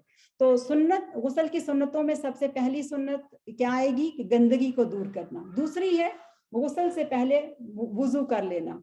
تیسرا ہے اپنے سر پر 3 مرتبہ پانی ڈالنا, یعنی یہ کم از کم ہے 3 مرتبہ, اس سے زیادہ ہو سکتا ہے. اور اس کے بعد ہے باقی سارے جسم کے اوپر بھی 3 مرتبہ یا اس سے زیادہ پانی ڈالنا, اور پھر دائیں ہاتھ سے غسل کو, دائیں طرف سے غسل کو شروع کرنا, اور پھر اسی طرح سے کلی کرنا, ناک میں پانی ڈالنا. اور پھر اگلی بات جو حدیث کے مطابق ہے وہ یہ ہے کہ غسل میں پانی زیادہ استعمال کیا جا سکتا ہے لیکن اسراف سے بچا جائے گا. وہاں پر بھی بہت زیادہ پانی نہ استعمال کیا جائے. آج کل تو بچوں کی عادت ہے کہ بس شاور کھولا اور نیچے کھڑے ہو گئے, اور خام خواہ باتھ روم میں بہت دیر لگانا یہ بھی پسندیدہ چیز نہیں ہے. جتنا یعنی تسلی کریں ضرور واش روم میں, یہ نہیں ہے کہ جلدی جلدی کر کے نکل آئیں, لیکن خام خواہ وہاں بیٹھے رہنا اور بہت دیر لگانا یہ بھی بہت اچھی بات نہیں ہے. احتیاط کریں اس معاملے میں بھی. جتنی دیر آپ کو واش روم میں رہنے کی ضرورت ہے بس اتنی لگائیں. اور ماؤں کو بھی اس بات پر توجہ دینی چاہیے کہ خام خواہ بچہ یا بچی باتھ روم میں کیوں کھڑا ہے, کتنی دیر کسی کو غسل اور وضو پہ لگ جاتی ہے. تو اچھے طریقے سے بچوں کو بتائیں کہ خام خواہ باتھ روم میں لباس اتار کے کھڑے رہنا یہ بھی پسندیدہ چیز نہیں ہے, اس پر بھی توجہ دی جائے. اور جتنی زیادہ ان چیزوں پر آپ توجہ دیں گی اتنا ہی زیادہ آپ کی ذہنی طہارت جو ہے وہ حاصل ہوتی جائے گی. اور کوئی بھی انسان شیطان کے وسوسوں سے مبرر نہیں ہے, نہ میں اور نہ آپ, کوئی بھی نہیں. ہر انسان کے ساتھ شیطانی وسوسے لگے ہوئے ہیں, اور شیطان وہ ہمارا دشمن ہے اور وہ ہمیں تباہی کی طرف لے کر جانا پسند کرتا ہے.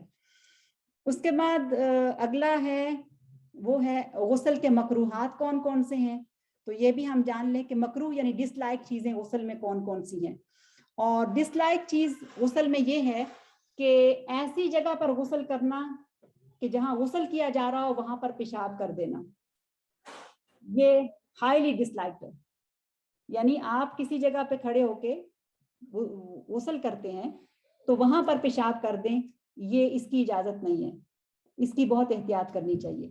اور اگر غسل کرنا ہے اور کوئی جگہ تنگ ہے کہ جہاں پر پیشاب جہاں پر کیا جاتا ہے وہ بھی جگہ قریب ہے اور غسل کی بھی جگہ اور کوئی اور اس کے علاوہ جگہ نہیں ہے, تو جتنا زیادہ ممکن ہو سکتا ہے پیشاب کی جگہ سے دور رہ کے غسل حاصل کیا جائے.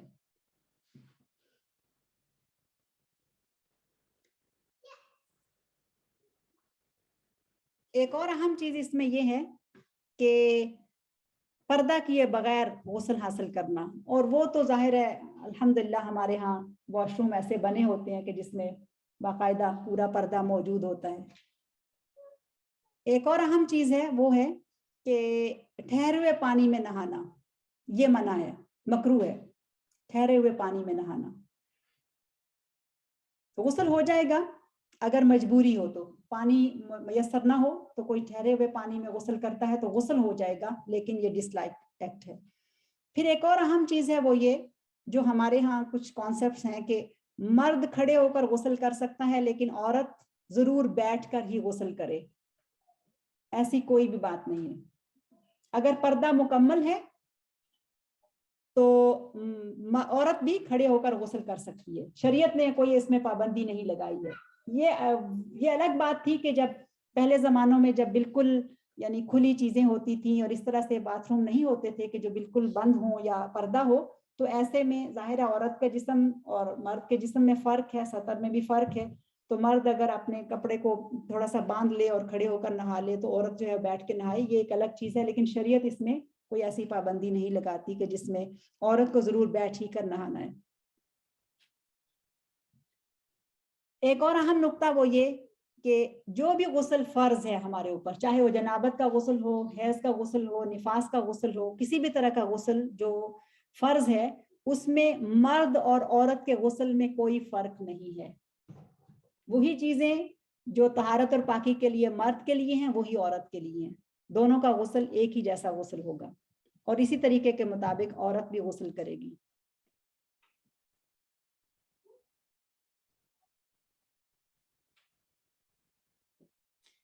गुस्ल कर लेने के बाद अगर उसने देखा कि किसी तरह का डिस्चार्ज है तो क्या किया जाए? अगर तो जनाबत का गुस्ल है और उसके बाद मर्द और औरत कोई डिस्चार्ज देखते हैं जो कि शहवत के बगैर है, तो गुस्ल हो गया। अगर उसको नमाज पढ़नी है तो सिर्फ वुजू कर ले और गुस्ल कर सकती है, वो नमाज अदा कर सकती है और वो पाक है, दोबारा से गुस्ल करने की जरूरत नहीं है। लेकिन अगर किसी को गुस्ल कर लेने के बाद शहवत के साथ फिर डिस्चार्ज होता है तो फिर गुस्ल करना होगा। इसी तरह से अगर किसी औरत ने अब गुस्ल लिया और वो हैज से थी यानी पीरियड्स थे और पीरियड्स गुस्ल ले लिया, लेकिन उसके बाद फिर देखा कि फिर से डिस्चार्ज हो गया है और वो डिस्चार्ज प्रॉपर डिस्चार्ज है जिसको आप कह सकते हैं कि ब्लड है, तो उसको फिर गुस्ल करना होगा। लेकिन अगर वो ब्लड नहीं है और तरह का कोई डिस्चार्ज है, बहुत लाइट कलर का डिस्चार्ज है, तो फिर गुस्ल हो गया, दोबारा से गुस्ल करने की जरूरत नहीं है। वो सिर्फ वुजू करेगी और उसके बाद वो पाक है और वो नमाज अदा करेगी और बाकी जो भी काम करने हैं वो कर लेगी। एक और अहम चीज वो ये कि पीरियड्स के दौरान जो कपड़े पहने होते हैं, अगर उन कपड़ों के ऊपर नजासत लगी है तो वो कपड़ा नापाक है, अदरवाइज वो कपड़े नापाक नहीं है। और ना ही औरत जिस चीज को हाथ लगाए तो वो नापाक होती है। बाज औरतें मुसल्ले को हाथ नहीं लगाती, मुसल्ला यानी वो होता है ना जो प्रेयर मैट होता है, तस्बीह को नहीं पकड़ते कि तस्बीह नहीं पकड़नी है, मुसल्ले को नहीं हाथ लगाना है। हाँ, मुसहफ को नहीं आप छू सकते। मुसहफ को छूने के लिए आपको या ग्लव्स चाहिए या कपड़ा चाहिए, नापाकी की हालत में है। और अगर आप टीचर हैं या आप स्टूडेंट हैं और आपको जरूरी मुसहफ को खोलना है या आपके बच्चे पढ़ रहे हैं और बच्चे मुसहफ नहीं खोल सकते तो आपने उनकी मदद करनी है।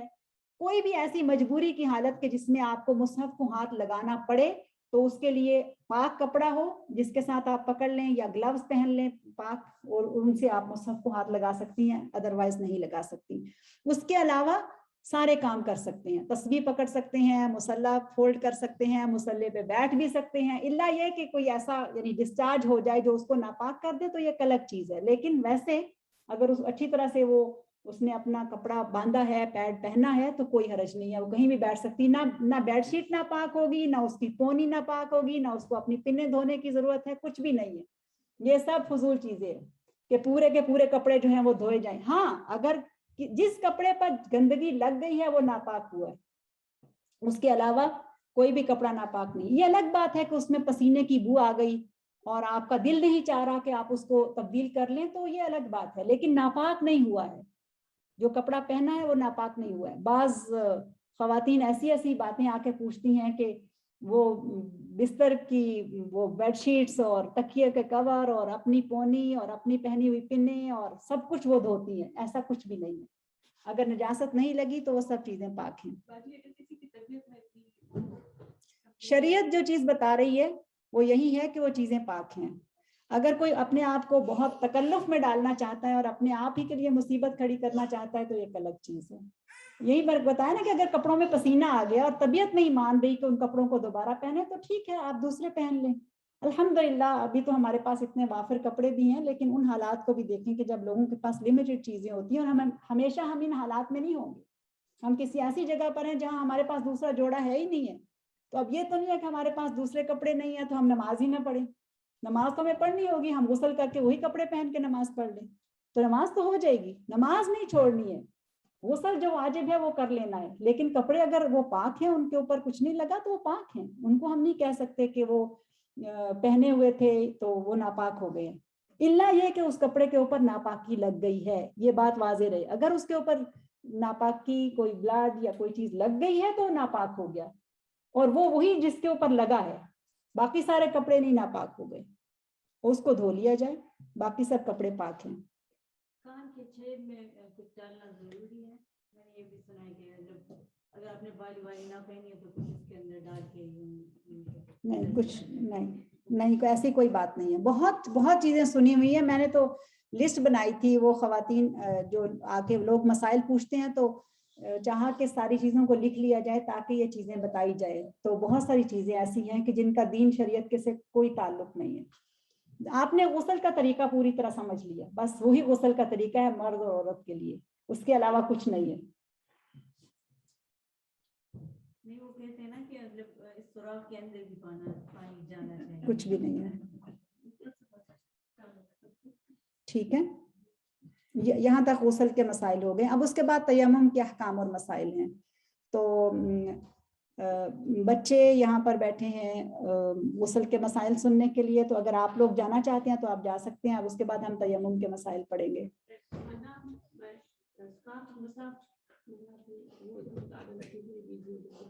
بتا دیا نا کہ اسکارف کے اوپر مسح کیا جا سکتا ہے جب اسکارف کو اتارنا مشکل ہو, کسی ایسی جگہ پہ ہیں کہ آپ نہیں اتار سکتے تو. لیکن اگر کسی آسانی میں ہیں جس میں آپ آسانی سے اپنا دوپٹہ ریموو کر کے مسح کر سکتے ہیں تو پھر مسح ہی کرنا ہے.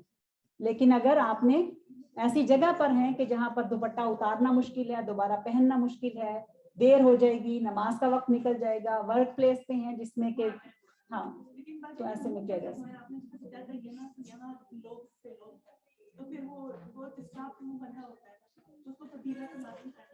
جی ڈھیلا تو کر سکتے ہیں نا. نہیں, چہرے کو تو دھویا جائے گا, لیکن اگر آپ مطلب اس کو اسکارف اٹھا کے بھی اس طرح سے آپ کر لیں تو گیلا ہاتھ اور اس سے آپ اچھی طرح سے اس کو کر تو سکتے ہیں. یعنی پانی تو پہنچ سکتا ہے, پانی تو پہنچ سکتے ہیں. سوال ابھی لے لیں. اچھا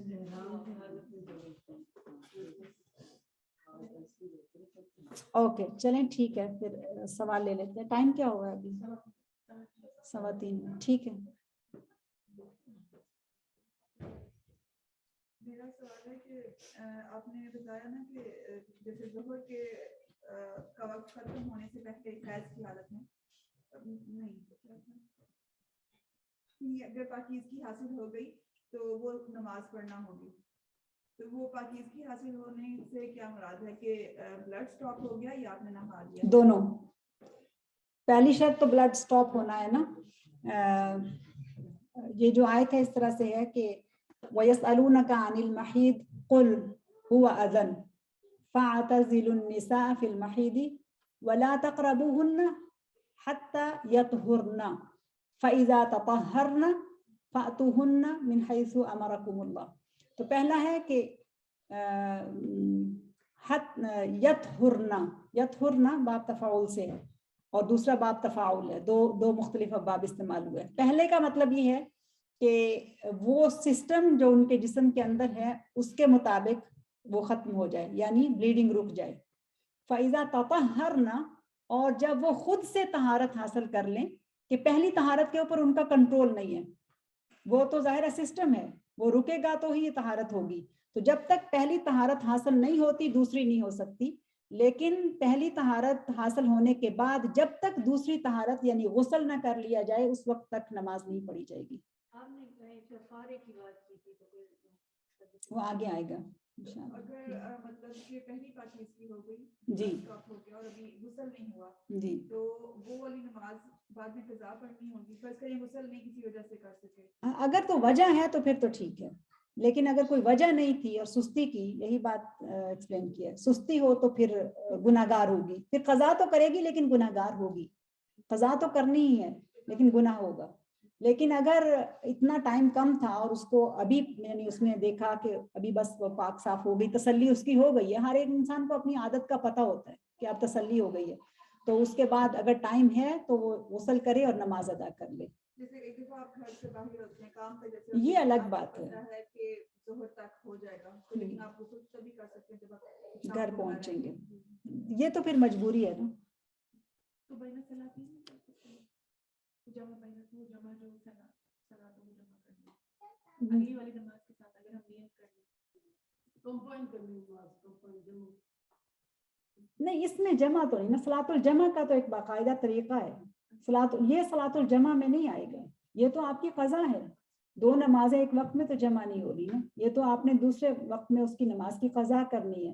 مثلاً اگر ظہر کسی کی چھوٹ گئی ہے تو افضل یہ ہے اس شخص کے لیے کہ جو صاحب ترتیب ہے وہ اثر نہ پڑے جب تک کہ ظہر نہیں پڑھ لیتا. لیکن اگر کسی کی اکثر ہی چھوٹتی رہتی ہیں تو پھر اس کے لیے رخصت ہے کہ وہ پہلے پڑھ لے یا بعد میں پڑھ لے, یا یہ کہ اگر عصر کا وقت کم ہوتا جا رہا ہے تو پھر وہ اس کو پہلے عصر پڑھ لے, پھر اس کے بعد اگر بہت کم وقت ہے تو پھر وہ ظہر کی بعد میں قضا کر لے, مغرب کے بعد قضا کر لے, تو اس طرح سے کر سکتا ہے. لیکن جو 2 نمازیں جمع کرنے کا ہے وہ تو بالکل مختلف ہے. وہ تو ان حالات میں ہے کہ جب آپ کو پتہ ہے کہ آپ کی نماز چھوٹ جائے گی, یا آپ ایسی جگہ پہ ہیں کہ جہاں آپ نماز پڑھنا مشکل ہے, یعنی نہ وضو کرنا مشکل ہے کسی ایسی جگہ پہ, اسپیشلی اس ملک میں تو بہت ساری سچویشنز ایسی آتی رہتی ہیں کہ جس میں, تو پھر 2 نمازوں کے جمع کرنے کا طریقہ یہ ہوگا کہ پہلی نماز کو قصدن ڈیلے کیا جائے اور دوسری کو قصدن پہلے لایا جائے.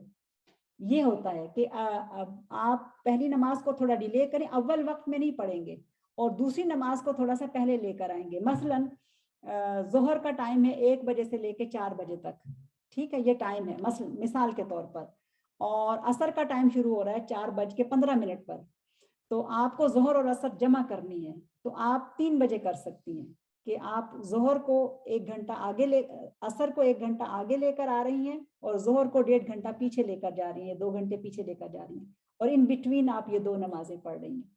اس کو صلاۃ الجمع بولتے ہیں, جو ارادتاً انسان کرتا ہے. لیکن یہ 2 نمازیں جمع نہیں ہوں گی, اس میں تو آپ اس وقت پاک ہی نہیں تھیں, اور پھر جب آپ نے پاکی حاصل کی ہے تو اب وقت اگر نکل گیا تو قضا ہوگی. میرے سوال جی, آپ نے جو یہ بتایا تھا نا کہ اگر جنابت ہو اور اس کا غسل نہیں لیا لیکن حیض شروع ہو گیا, پیریڈ شروع ہو گیا, تو بعد میں اس کے لیے ایک ہی غسل کافی ہوگا. اب فرض کریں کسی کا جو پیریڈس ہے وہ 1 ویک ہے, تو پیریڈ میں تو ہم قرآن کی تلاوت کرنا نارملی الاؤ ہوتے ہیں نا, وہ کہ مصحف کو ہم ہاتھ نہیں لگاتے, لیکن اپنے اذکار کرتے ہیں ہم پیریڈ میں, اور بھی ہم جو ذکر جو بھی کرنا ہوتا ہے, اور جو ہماری جیسے المعوذتین تو ہم پڑھتے ہی پڑھتے ہیں صبح شام میں. لیکن اگر جنابت بھی ہوئی اور پھر پیریڈ بھی ہو گیا تو جنابت میں تو ہم قرآن نہیں پڑھ سکتے نا, تو ہم پورا وہ اسی لیے ہے کہ جنابت کا غسل لینے میں کوئی عذر نہیں ہے, یعنی اس کو ڈیلے کرنے کا کوئی, اسی لیے ہے کہ اس کو جلدی کر لیا جائے. اب یہ تو اسی کے ساتھ ہوگا کہ جس نے اپنی جنابت کے غسل کو ڈیلے کیا ہے, تبھی اسی کا ہوگا. اگر بالفرض کسی کے ساتھ ایسا انسیڈنٹ ہو جاتا ہے کہ اس کو ابھی جنابت کا غسل کرنا تھا اور صبح وہ سو کے اٹھی اور اس نے دیکھا کہ اس کے پیریڈز بھی شروع ہو گئے ہیں, تو پھر وہ دو چیزیں ایک جگہ ساتھ جمع ہو گئی ہیں, تو پھر وہ کر سکتی ہے. یعنی ظاہر ہے آپ ابو کو قرآن میں پڑھیں نہیں, جتنے اذکار ہیں وہ کر سکتی ہیں, قرآن کی بھی پڑھ لی, جو بھی اذکار اس کا معمول ہے وہ کر سکتی ہیں. وہ پڑھنے میں آیا تھا کہ ایک پیاری قسم کی زوجہ جو ہے ان سے روایت ہے کہ اللہ کے نبی صلی اللہ علیہ وسلم کو کوئی چیز نہیں روکتی تھی قرآن پڑھنے سے سوائے جنابت کے. ہاں, لیکن وہ وہی والی بات ہے نا کہ اس میں تو مرد اور عورت کے مسائل میں بھی تو اس لحاظ سے فرق ہے. مرد کے ساتھ تو یہ مسئلہ پیش نہیں آئے گا نا حیض والا, عورت کے ساتھ یہ مسئلہ ہو سکتا ہے. تو اب اگر وہ غسل کر بھی لے, یعنی جنابت کا غسل پیریڈ کے دوران کر بھی لے, کچھ لوگوں کو مسئلہ ہوتا ہے لیکن وہ پاک تو نہیں ہوئی, کہ ایک امپیورٹی کے ساتھ دوسری امپیورٹی شامل ہو گئی ہے, تو پاک تو نہیں ہوئی نا, اس کی ناپاکی کی حالت تو رہے گی. تو ایسے میں جو اس کے معمولات ہیں, سونے سے پہلے کے اذکار ہیں یا صبح شام کے اذکار ہیں, وہ پڑھتی ہے سنتی ہے زبان سے تو کر سکتی ہے. اور باجی اسی سے ریلیٹڈ ایک میری دوست نے مسئلہ پوچھا تھا, پر میرے پاس اس کا کوئی جواب نہیں تھا. انہوں نے یہ پوچھا تھا کہ یعنی پیریڈ اتنی جلدی آ گیا کہ مطلب ان کا تعلق قائم ہوا تھا ہسبینڈ وائف کا, اور انہیں پیریڈز کا پتہ چل گیا, تو ایسی صورت میں کیا کفارہ ہوگا؟ کفارہ ہے اس کے لیے. کفارہ ہے, تو باجی کیا ہے؟ یہ آگے آ رہا ہے تفصیل کے ساتھ جی انشاءاللہ. وہ میں جوتوں کے مسح کے بارے میں پوچھ رہی تھی جی. جیسے مطلب جوتوں کے ساتھ ہم نماز تو پڑھ سکتے ہیں نا اگر پاک ہو. تو اگر کوئی سفر میں ہو اس نے بڑے جوتے پہن رکھے ہوں بند والے تو جوتوں کے اوپر کر سکتے ہیں یا جوتوں سے پانی مطلب پاؤں نکالنا ضروری ہوگا؟ اس شخص کے لیے کہ جس کو پاؤں نکالنا جس کے لیے کوئی مسئلہ نہیں ہے اس کو پاؤں نکال کے پاؤں دھونے چاہیے. لیکن اگر کوئی ایسا ہے مثلاً کوئی آرمی میں ہے کوئی شخص فوجی ہے اور اس نے ہیوی بوٹ پہن رکھے ہیں اور جس ڈیوٹی پہ وہ ہے اس ڈیوٹی میں اس کے لیے موزے تو نہیں ہے لیکن جوتے ہیں اور ان جوتوں کو اتارنا اس کے لیے مشکل ہے. یا کوئی جیسے فائر کے ساتھ کوئی کام کر رہا ہے اور فائر بجھانے کی ڈیوٹی وہ دے رہا ہے اور وہ مسلسل اس کیفیت میں ہے اور اس میں وہ یا جنگ کی حالت میں ہے کہ جس میں اس کو جنگ کے بھی تو ہے نا کہ جنگ کی حالت اگر ہو تو اس میں بھی نماز تو نہیں چھوٹے گی لیکن کیسے نماز پڑھی جائے گی اس کا بھی پورا ایک طریقہ موجود ہے. تو ایسے میں جوتوں کے اوپر وہ کر سکتا ہے ادروائز نہیں. جوتا نکالے گا اور پھر پاؤں دھوئے گا. صرف موزے کے اوپر یا موٹی جراب اچھی موٹی جراب تھک جراب کے اوپر مسح کی اجازت ہے. اور جیسے مطلب پٹی کیا آپ نے کہا نا جیسے پلاسٹر لگا ہوا ہے تو جیسے فرض کریں کسی کو چوٹ لگی ہے اور کوئی کو ہاسپٹل لے گیا تو اس نے وضو تو نہیں کیا ہوتا ہے بغیر وضو کے وہ پلاسٹر ڈال دیتے ہیں تو اس طرح اس کے اوپر مسح ہو سکتا ہے. یہ اس کا عذر ہے. اب بیماری کی کیفیت تھی اب اس کو اس وقت وضو تو نہیں کرانے لگ جائیں گے نا. وہ تو ایک ایمرجنسی تھی جس میں اس کو چوٹ لگ گئی اور اس کے پٹی چڑھا دی گئی اس کے بازو پہ باندھ دی گئی یا کہیں بھی باندھ دی گئی ہے. تو اس صورت میں یہ دراصل یہ قصدن ہے یعنی آپ کو پتا ہے کہ آپ نے یہ کرنا ہے اور آپ نے وہ پہنا موزہ جب پہنا ہے یا دوپٹہ آپ نے پہنا ہے تو پاکی کی حالت میں پہن لیا ہے. لیکن وہ تو اضطرار کی حالت ہے یعنی مجبوری کی حالت ہے. تو مجبوری کی حالت میں تو پھر استثناء موجود ہے. اور ایک بات میں نے یہ پوچھ رہی تھی کہ جس طرح مطلب وہ ڈسچارج ہوتا ہے نا اور وضو بار بار ٹوٹنے کا خطرہ ہوتا ہے تو عورت روئی استعمال کر سکتی ہے جیسے ٹیمپن یا جیسے کوئی کاٹن وول رکھے تاکہ وضو زیادہ دیر قائم رہے نا وہ صحیح ہے. جو کچھ بھی وہ استعمال کرے گی اگر وہ کوئی جو چیز بھی اس نے استعمال کی ہے چاہے وہ ہلکا سا پیڈ ہو یا کاٹن ہو یا ٹیشو ہو اگر وہ زیادہ گندا ہو گیا ہے اور یہ نارمل ڈسچارج ہے اس کا تو وہ وضو کر لے اور اس کو نکال دے. اور اگر ہلکا ہلکا ہے تو پھر کوئی حرج نہیں ہے. پیٹ تو الگ ہوتا ہے نا لیکن اگر روئی اندر رکھی ہے اس طرح اس کو ایکسٹرا کرنے کا کیا ضرورت ہے. خام خواہ کے اور مسائل ساتھ آ جائیں گے. جب ایک چیز کی شریعت نے ہمیں اجازت دے دی ہے اور ہمیں یعنی ایسا ڈسچارج ہے کہ جو عورتوں کے ساتھ لگا ہوا ہے ہلکا سا ڈسچارج ہے تو اس سے تو وضو بھی نہیں ٹوٹتا. لیکن اگر ہیوی ڈسچارج ہے تو اس صورت میں اگر ایک وضو کر لیا ہے اور وہ وضو کر کے آپ نے صاف پیڈ بھی رکھ لیا ہے تو اگلی نماز کے ٹائم تک آپ کا وضو ہے الا یہ کہ کوئی اور نواقص سے وضو آ جائیں یعنی ہوا نکل گئی یا کوئی اور چیز ہو گئی تو پھر وضو ٹوٹے گا. پیشاب آ گیا وہ اس میں چلی گئی تو پھر وضو ٹوٹے گا. لیکن اگر وہ کچھ بھی نہیں ہوا نواقص سے وضو کچھ بھی نہیں ہوئے تو یہ جو بیماری ہے یعنی ڈسچارج ہے یا قطرہ قطرہ لوگوں کو پیشاب کی تکلیف ہوتی ہے یا بعض لوگوں کی ہوا ہر وقت نکلتی رہتی ہے ان کو کنٹرول نہیں ہوتا مسلز اتنے کمزور ہو جاتے ہیں کہ وہ نہیں رہتا تو ان کے لیے یہ حکم ہے کہ ایک نماز کا وضو کر لیا تو دوسری نماز کا ٹائم داخل ہونے تک ان کا وضو ہے.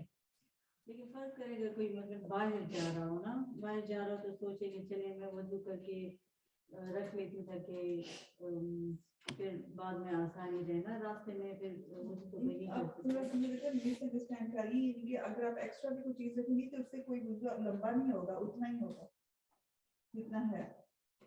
ایک ہی نماز سے پڑھ سکتے ایک ہی نماز پڑھ سکتے ہیں دو نہیں پڑھ سکتے. وہ سمجھیے شاید کچھ رکھیں گے تو شاید وضو اور لمبا ہو جائے. اگر تو ڈسچارج بہت ہیوی ہے تو پھر لیکن اگر معمولی ڈسچارج ہے تو اس کی تو رخصت ہے. اور اگر آپ کسی ایسی جگہ پر تھیں کہ جس میں آپ کو پتا ہے کہ یہ کوئی گندا ڈسچارج نہیں ہے یہ لیکوریا ہے یا اس طرح کا کوئی ہے تو ایسے میں اگر آپ کسی ایسی جگہ پر ہیں کہ جہاں پر آپ کے لیے وضو کرنا بھی ممکن نہیں ہے نماز کا وقت نکلا جا رہا ہے اگلی نماز کا ٹائم ہے مثلا یہاں پر تو بہت ہوتا ہے کہ ظہر اور عصر سردیوں میں کتنا تھوڑا ٹائم ہوتا ہے اور آپ کے لیے ممکن نہیں ہے تو پھر آپ اس میں پڑھ لیں گی انشاءاللہ کوئی مسئلہ نہیں ہوگا آپ کی نماز ادا ہو جائے گی انشاءاللہ. ٹھیک ہے, ویاکم. ٹھیک ہے, کوئی اور مسئلہ اسی موضوع سے متعلق جو ہم نے پڑھا ہے؟ میں ایک چیز کنفرم کرنی ہے کہ آپ نے کہا تھا کہ حیض کے غسل کے بعد اگر کوئی ڈسچارج دیکھیں ہلکا سا, اگر تو پراپر بلڈ ہے تو دوبارہ غسل کرنا ہوگا, اور اگر کوئی لائٹ کلر ہے تو پھر غسل کی ضرورت نہیں. مردوں کے لیے اگر شہوت کے بغیر پانی نکل جاتا ہے تو ہاں, تو اس میں وہ ٹھیک ہے, یعنی غسل کی ضرورت نہیں ہے. اور اگر شہوت کے ساتھ پانی نکلا ہے تو پھر ان کو دوبارہ غسل کرنا ہوگا. اسی طرح سے عورت اگر پاک ہو گئی ہے اور اس کا ویسے ہی کوئی تھوڑا بہت ڈسچارج ہو گیا ہے تو صرف وضو کرے گی, غسل نہیں کرے گی.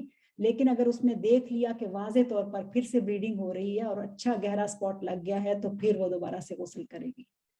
اور اگر اس کا ہلکا سا ہے جیسے گندا میلا سا تو اس کو اگنور کر دے. جی ٹھیک ہے, وقت ہے آگے چلے. اوکے, اب اس کے بعد ہے تیمم کے احکام اور مسائل. تیمم کیا ہے؟ تیمم کا معنی ہے دراصل قصد اور ارادہ کرنا. اور تیمم پھر سے وہی والی بات کہ جب پانی موجود نہیں ہے یا پانی کے استعمال میں کسی قسم کے نقصان کا خطرہ ہے تو اس صورت میں اس کو وضو کرنا ہے, تو ایسے میں وہ تیمم کرے گا. اور تیمم کے لیے نیت ضروری ہے, اور دونوں اپنے چہرے اور دونوں ہاتھوں کا مسح کرنا. تیمم کا حکم دراصل امت محمد صلی اللہ علیہ وسلم کے لیے خاص رخصت ہے جو باقی شریعتوں میں نہیں تھی, یہ صرف اس امت کو دی گئی ہے. اور تیمم جو ہے وہ دونوں صورتوں میں ہو سکتا ہے, حدث اصغر ہو یا اکبر ہو. یعنی اگر پانی میسر نہیں ہے تو کوئی اگر بگ امپیورٹی میں ہے تو بھی تیمم کر سکتا ہے, اور اگر چھوٹی ہے تو بھی کر سکتا ہے. اس میں شرائط ہیں, ایک یہ کہ پانی نہ ہو, دوسرا یہ کہ پانی کا استعمال انتہائی نقصان دہ ہو, یا پانی موجود تو ہو مگر اس کو پانی اس کے لیے لینا مشکل ہو, یعنی اس کی جان کو کوئی خطرہ ہو. مثلاً کوئی جانور ہے جو پانی کے قریب بیٹھا ہے اور اگر گئے تو وہ اس کے اوپر اٹیک کر دے گا, یا کوئی دشمن ہے کہ اگر اس نے واقعی پانی لینے کا ارادہ کیا اور کوئی دشمن اس کی جان کو خطرہ ہے, اس کو کوئی نقصان پہنچائے گا, تو پھر تیمم وہ کر سکتا ہے. یا یہ کہ پانی کسی ایسی جگہ پہ موجود تو ہے, مثلاً کنویں میں پانی موجود ہے لیکن اس کنویں سے پانی نکالنے کا کوئی سامان موجود نہیں ہے. اب پانی موجود ہے لیکن وہ پانی حاصل نہیں کیا جا سکتا, تو اس میں بھی تیمم کیا جا سکتا ہے. یا ایک صورت یہ بھی ہو سکتی ہے کہ اگر کوئی شخص کسی ایسی جگہ پر ہے کہ جہاں پر اس کے پاس اتنا ہی پانی ہے جو وہ پینے کے لیے استعمال کرے گا. اب اگر اس نے اس پانی سے وضو کر لیا تو پینے کے لیے پانی باقی نہیں رہے گا, اور اس کو یہ ہے اندازہ کہ اس کو جلدی پانی ملنے والا بھی نہیں ہے, تو پانی موجود ہونے کی صورت کے باوجود بھی وہ تیمم کرے گا, کیونکہ وہ پانی صرف اس کے پینے کے لیے ہے. یہ ساری تیمم کی جائز صورتیں ہیں. تیمم کی ابتدا کیسے ہوئی تھی؟ یہ بھی دراصل ام المومنین سیدہ عائشہ صدیقہ رضی اللہ عنہا سے جڑا ہوا ایک واقعہ ہے. وہ کہتی ہیں کہ ہم رسول اللہ صلی اللہ علیہ وسلم کے ساتھ کسی سفر پر نکلے اور ذات الجیش ایک جگہ ہے, وہاں پر پہنچے تو میرا ہار ٹوٹ کر گر گیا, اور رسول اللہ صلی اللہ علیہ وسلم نے لشکر کو اس ہار کی تلاش میں رکنے کے لیے کہا, اور ہم بھی ٹھہر گئے اور باقی لوگ بھی ٹھہر گئے. اور جس جگہ ہم ٹھہر گئے اس ہار کو ڈھونڈنے کے لیے وہاں پر پانی موجود نہیں تھا, اور نہ ہی لوگوں کے پاس اتنا پانی تھا کہ جس کے ساتھ وضو ہو سکتا.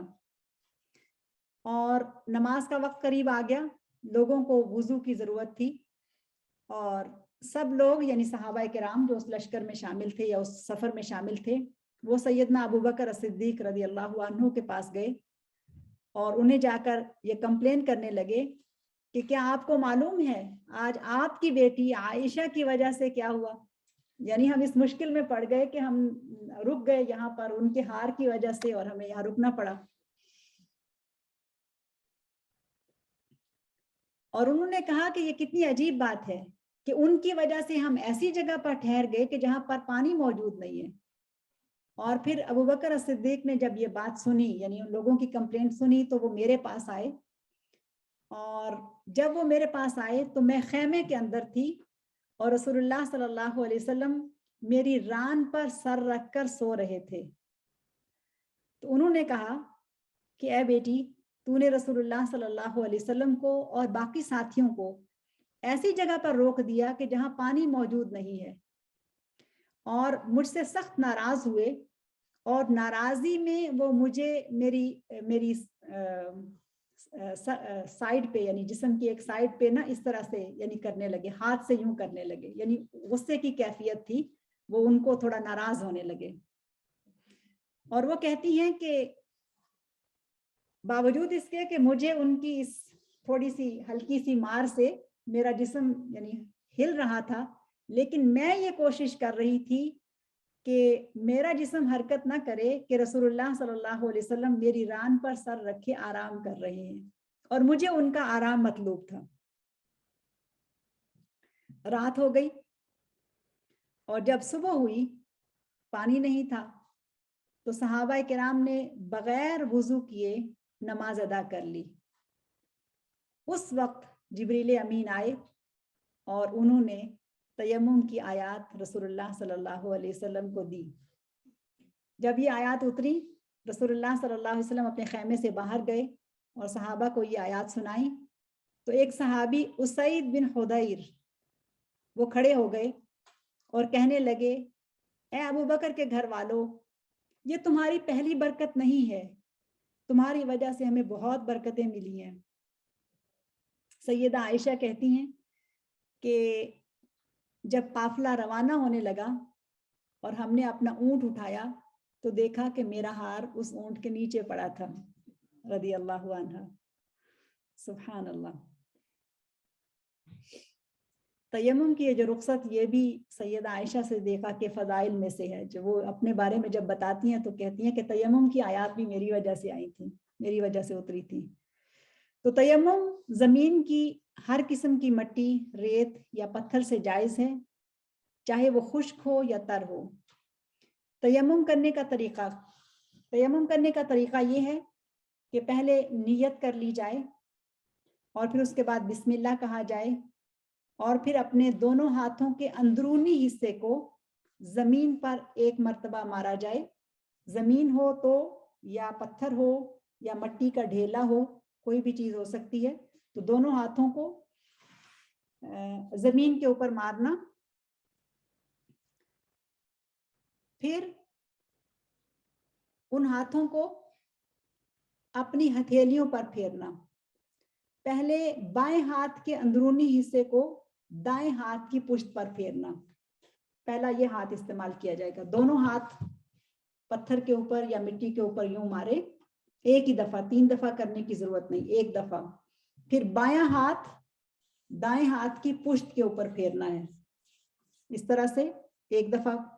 پھر اس کے بعد دائیں ہاتھ کو بائیں ہاتھ کی پشت کے اوپر پھیرنا ہے.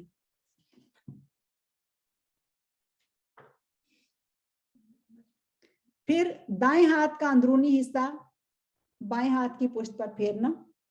اس کے بعد دونوں ہاتھوں کو منہ پر پھیر لینا. اب اس کے لیے بھی 2 چیزیں ہیں, ایک یہ کہ آپ دوبارہ سے مٹی کے اوپر ہاتھ ماریں, اور دوسرا یہ کہ نہ بھی ماریں تب بھی وہ کافی ہے. ایک دفعہ مٹی کے اوپر ہاتھ مار لینا, یہ کافی ہو جائے گا. تو پھر آپ ان دونوں ہاتھوں سے اس کی جو ہتھیلی ہے اس کو اپنے چہرے کے اوپر پھیر لینا.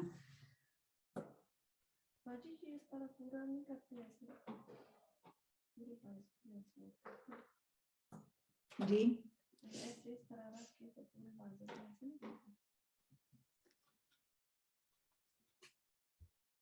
پورے بازو ایسے ایسے بتایا نا, جیسے یہ سائڈ پہ ہتھیلی پہ رکھ کے ایسے کر کے اس کو ایسے کرنا ہے.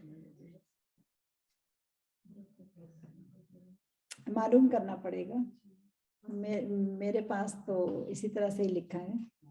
کہ बाएं हाथ से दाएं हाथ पे और दाएं हाथ से बाएं हाथ पर, इस तरह से।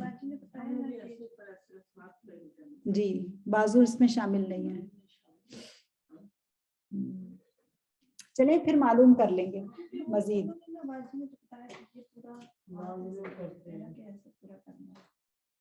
नहीं, वो नहीं, बस इतना ही है।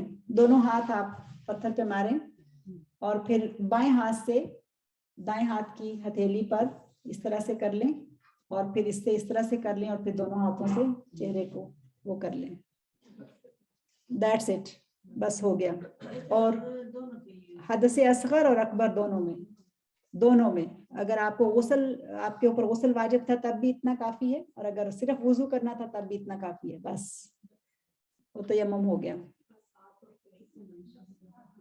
बहुत बड़ी सहूलत है। एक बहुत दिलचस्प वाकया है। अब्दुर्रहमान एक सहाबी रसूल सल्लल्लाहु अलैहि वसल्लम हैं। वो कहते हैं, वो अपने बाप से रिवायत करते हैं कि एक आदमी उमर बिन अल-खत्ताब रदियल्लाहु अन्हु के पास आया और कहने लगा कि अगर मुझे जनाबत लाहिक हो और पानी ना मिले तो मैं क्या करूं। तो अम्मार बिन यासिर उनके पास बैठे थे। उन्होंने सैयदना उमर से कहा, क्या आपको याद नहीं कि हम दोनों एक सफर में थे और हमें गुस्ल की हाजत हुई, तो आपने तो नमाज अदा ही नहीं की और मैंने क्या किया, मैं मिट्टी पे लेट गया और खूब अपने आप को लपेटनियां दी, यानी खूब मिट्टी में अपने आप को लुथेड़ा और फिर मैंने नमाज अदा कर ली। फिर हम रसूलुल्लाह सल्लल्लाहु अलैहि वसल्लम के पास वापस आए और अब दोनों ने ये वाकया उनके सामने बयान किया। तो रसूलुल्लाह सल्लल्लाहु अलैहि वसल्लम ने हमें इस तरह से वुजू करने, तयम्मुम करने का तरीका बताया और इस तरह से उन्होंने तयम्मुम करके हमें बताया कि इस तरह तयम्मुम किया जाता है। और रसूलुल्लाह सल्लल्लाहु अलैहि वसल्लम ने जो तयम्मुम किया उसके अल्फाज इस तरह से हैं, इन्नमा कान यकफी का हा कज़ा फदरबन नबी सल्लल्लाहु अलैहि वसल्लम बिकफ़ैहि अल अर्दा व नफ़ख़ फ़ीहिमा सुम्मा मसह बिहिमा वजहहु व कफ़ैहि। बस, यानी हाँ, कफ इतना ही है, इससे ज्यादा नहीं है। पूरा बाजू यहाँ तक होता है, ये यहाँ तक है, बस यहाँ तक ऐसे आप कर लें, ये काफी है। ये सही अल बुखारी और सही मुस्लिम दोनों की ये हदीस है। वुज़ू की उसमें आपने बताया था इनल बराजी, तो उसमें वाज़े क्लियर है ना वुज़ू की जो आयत आपने बताई थी जी, ये तो ज़ाहिर वरना यहाँ पे भी होता है। हाँ जी जी, इनल मराफिकी जी। बाकी ये तयम्मुम में जैसे अस्पताल में मेरे मरीज थे तो वो क्योंकि नमाज नहीं छोड़ना चाहते थे और जमीन पर भी नहीं करते तो वो दीवार से ऐसे कर लेते थे, तो वो भी ठीक है, दीवार को ऐसे हाथ लगा के और फिर तयम्मुम का सब पूरा कर लिया। पत्थर रख लेना चाहिए ऐसे लोगों के लिए। हाँ जी, पत्थर रख लिया जाए, वो सबसे ज्यादा सेफ रहता है। मिट्टी के ढेले से भी वो होता है, तो पत्थर की इजाजत है, तो पत्थर रख लिया जाए, मिट्टी रख ली जाए या पत्थर रख ली जाए। नहीं, प्लेटें गिलास से नहीं, मट्टी है, नहीं वो नहीं है, मट्टी की बनी हुई चीजें नहीं है, मट्टी जी।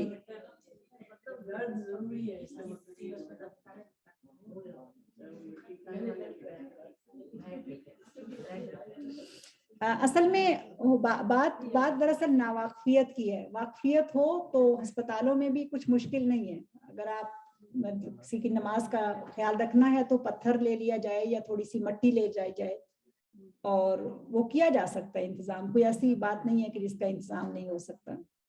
लेकिन ये दीवार से ठीक नहीं है। नहीं, दीवार का कोई जिक्र नहीं है।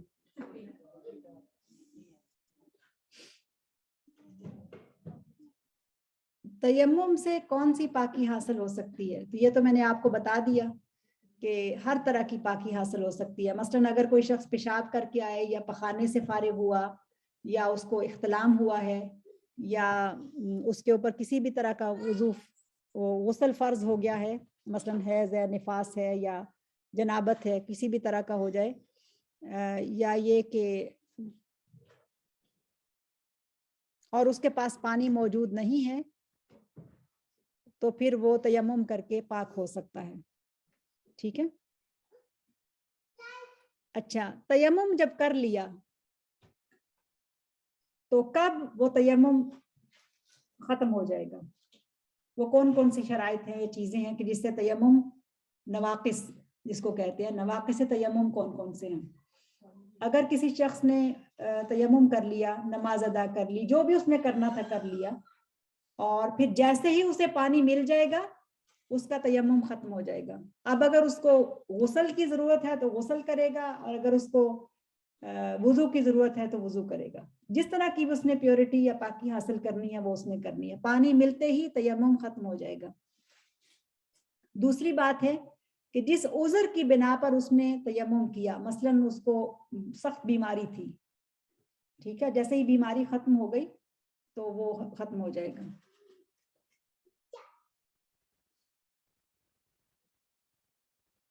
اگر کسی کے پاس نہ پانی ہے اور نہ ہی مٹی ہے, اور مٹی سے جو چیزیں بھی اس میں آ جاتی ہیں, مثلاً پتھر بھی نہیں ہے یا کچھ بھی ہے, اور نماز کا وقت ہو جائے اور یہ حالت اضطرار ہے جس میں وہ بغیر وضو اور بغیر تیمم کے بھی نماز کا وقت ہو جائے تو نماز پڑھ سکتا ہے.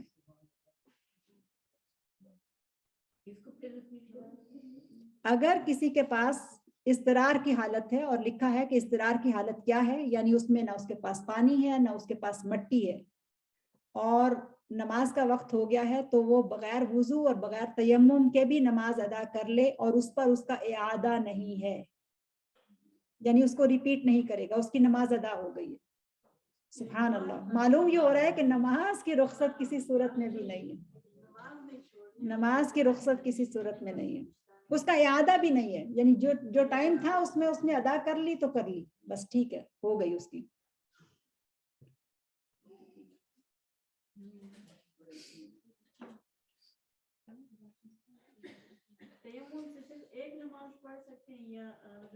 ہاں جی, ایک, جی تیمم اگر پانی میسر نہیں ہوتا یا بیماری ہے جس سے تیمم کرنا ہے تو ہر نماز کے لیے تیمم کرنا ہوگا. پوری نماز پڑھی یا صرف فرض؟ ایسے نہیں کہ تیمم بھی انہی چیزوں سے ٹوٹتا ہے جیسے وضو ٹوٹتا ہے.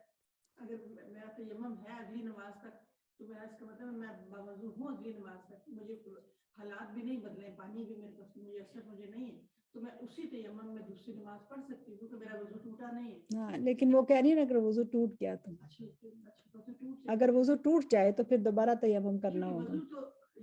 تیمم تو وضو ہی ہے نا, وضو ہو گیا, اب جب تک میرا وضو نہیں ٹوٹے گا ہاں تو پھر تو تیمم, پانی دستیاب ہو گیا پھر تو ہم نے کرنا ہی کرنا ہے. یا عذر چلا گیا, اگر عذر چلا گیا, لیکن اگر عذر بھی وہاں پر موجود ہے, پانی بھی دستیاب نہیں ہے اور نواقص وضو بھی نہیں ہوئے ہیں, تو پھر وہ تیمم اس کا ہوگا. لیکن اگر اس کو پیشاب آ گیا یا کوئی بھی اور حاجت ہو گئی یا اس طرح سے کچھ ہو گیا تو پھر دوبارہ سے تیمم کر لے, جب تک کہ پانی استعمال نہیں کر سکتا یا پانی ملتا نہیں ہے. بچی کا سوال ہے, وہ کہتی ہے کہ اگر اس طرح کی کچھ بھی نہیں ملا اور آپ نے نماز پڑھ لی تو پھر فرض پڑھے یا سنت پڑھے؟ فرض ادا کر لیں. تیمم حدث اصغر اور حدث اکبر میں طہارت حاصل کرنے کے لیے مشروع کیا گیا ہے. البتہ میل کچیل یا گندگی چاہے وہ بدن پر ہو یا کپڑے پر, اس کو تیمم سے زائل نہیں کیا جا سکتا. بس آدمی اگر ان کو زائل نہیں کر سکتا تو جس طرح سے بھی ہو سکے نماز ادا کر لے, اور اگر زائل کر سکتا ہے تو کر لے.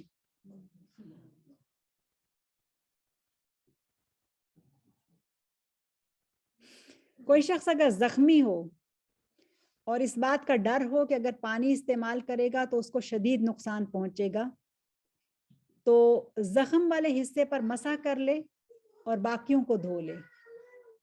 لیکن اگر اس کو اتنا خطرہ ہو کہ کسی بھی طرح کا پانی اگر وہ استعمال کرے گا تو اس کی صحت کو بہت نقصان ہوگا, مثلاً کوئی جلد کی ایسی شدید تکلیف ہے یا کوئی شخص جل گیا ہے, ایسے بھی ہوتا ہے نا, کبھی کوئی شخص جل جاتا ہے تو جلی ہوئی اسکن کے اوپر کسی بھی صورت پانی استعمال نہیں کیا جا سکتا, تو پھر وہ تیمم کرے گا.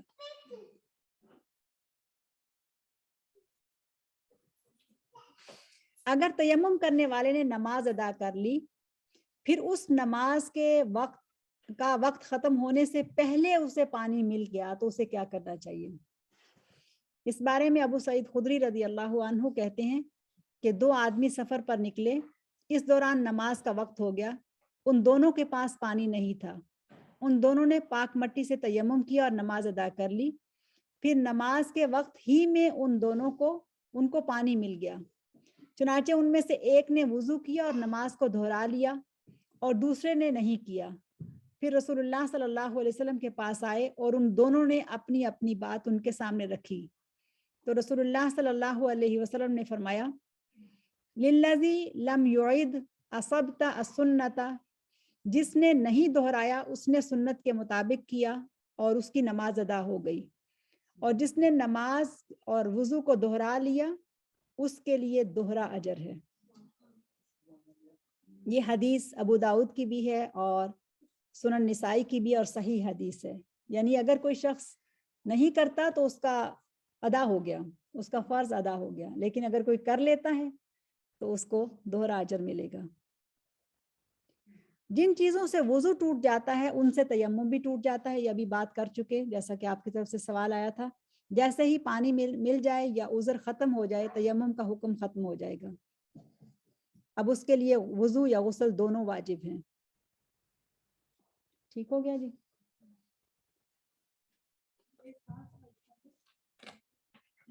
کسی کو تو نماز سے پہلے کہیں جا رہے ہیں، وہ پتہ ہے کہ وہ واپس نہیں آ سکتے اثر سے پہلے، وہ اس میں وہ نماز کو پڑھ سکتے باہر جا رہے تھے کی جگہ پہ نماز کا ٹائم نہیں آدمی وضو کر لے۔ بتایا نا کہ اگر تو بہت ہیوی ڈسچارج ہے تو اسی صورت میں پھر وہ وضو دہرا لے، وضو کر لے، لیکن اگر ہلکا ہلکا ہے تو کوئی حرج نہیں ہے، وضو نہیں ٹوٹتا، وضو رہے گا۔ بعض لوگوں کو بہت ہیوی ڈسچارج ہوتا ہے تو اس صورت میں وہ وضو کر لیں۔ ٹھیک ہے جی، آگے یہ موضوع ختم ہو چکا ہے، اب آگے دوسرا موضوع آ رہا ہے، اس لیے ہم اس کو یہیں پر روک دیتے ہیں انشاءاللہ، اور باقی مسائل جو ہیں وہ انشاءاللہ اگلی دفعہ دیکھیں گے۔ اور ہمارے پاس روزہ اور طہارت کے مسائل یہ ایک الگ موضوع ہے، اور پھر حج اور طہارت کے مسائل یہ ایک الگ موضوع ہے۔ انشاءاللہ روزے سے متعلق جو مسائل ہیں وہ اس میں آ جائیں گے، اور حج سے متعلق جو مسائل ہیں وہ اس کے اندر آ جائیں گے انشاءاللہ۔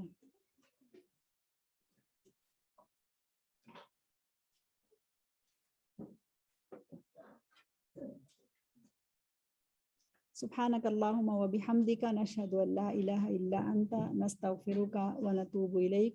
بسم الله الرحمن الرحيم، والعصر إن الإنسان لفي خسر إلا الذين آمنوا وعملوا الصالحات وتواصوا بالحق وتواصوا بالصبر۔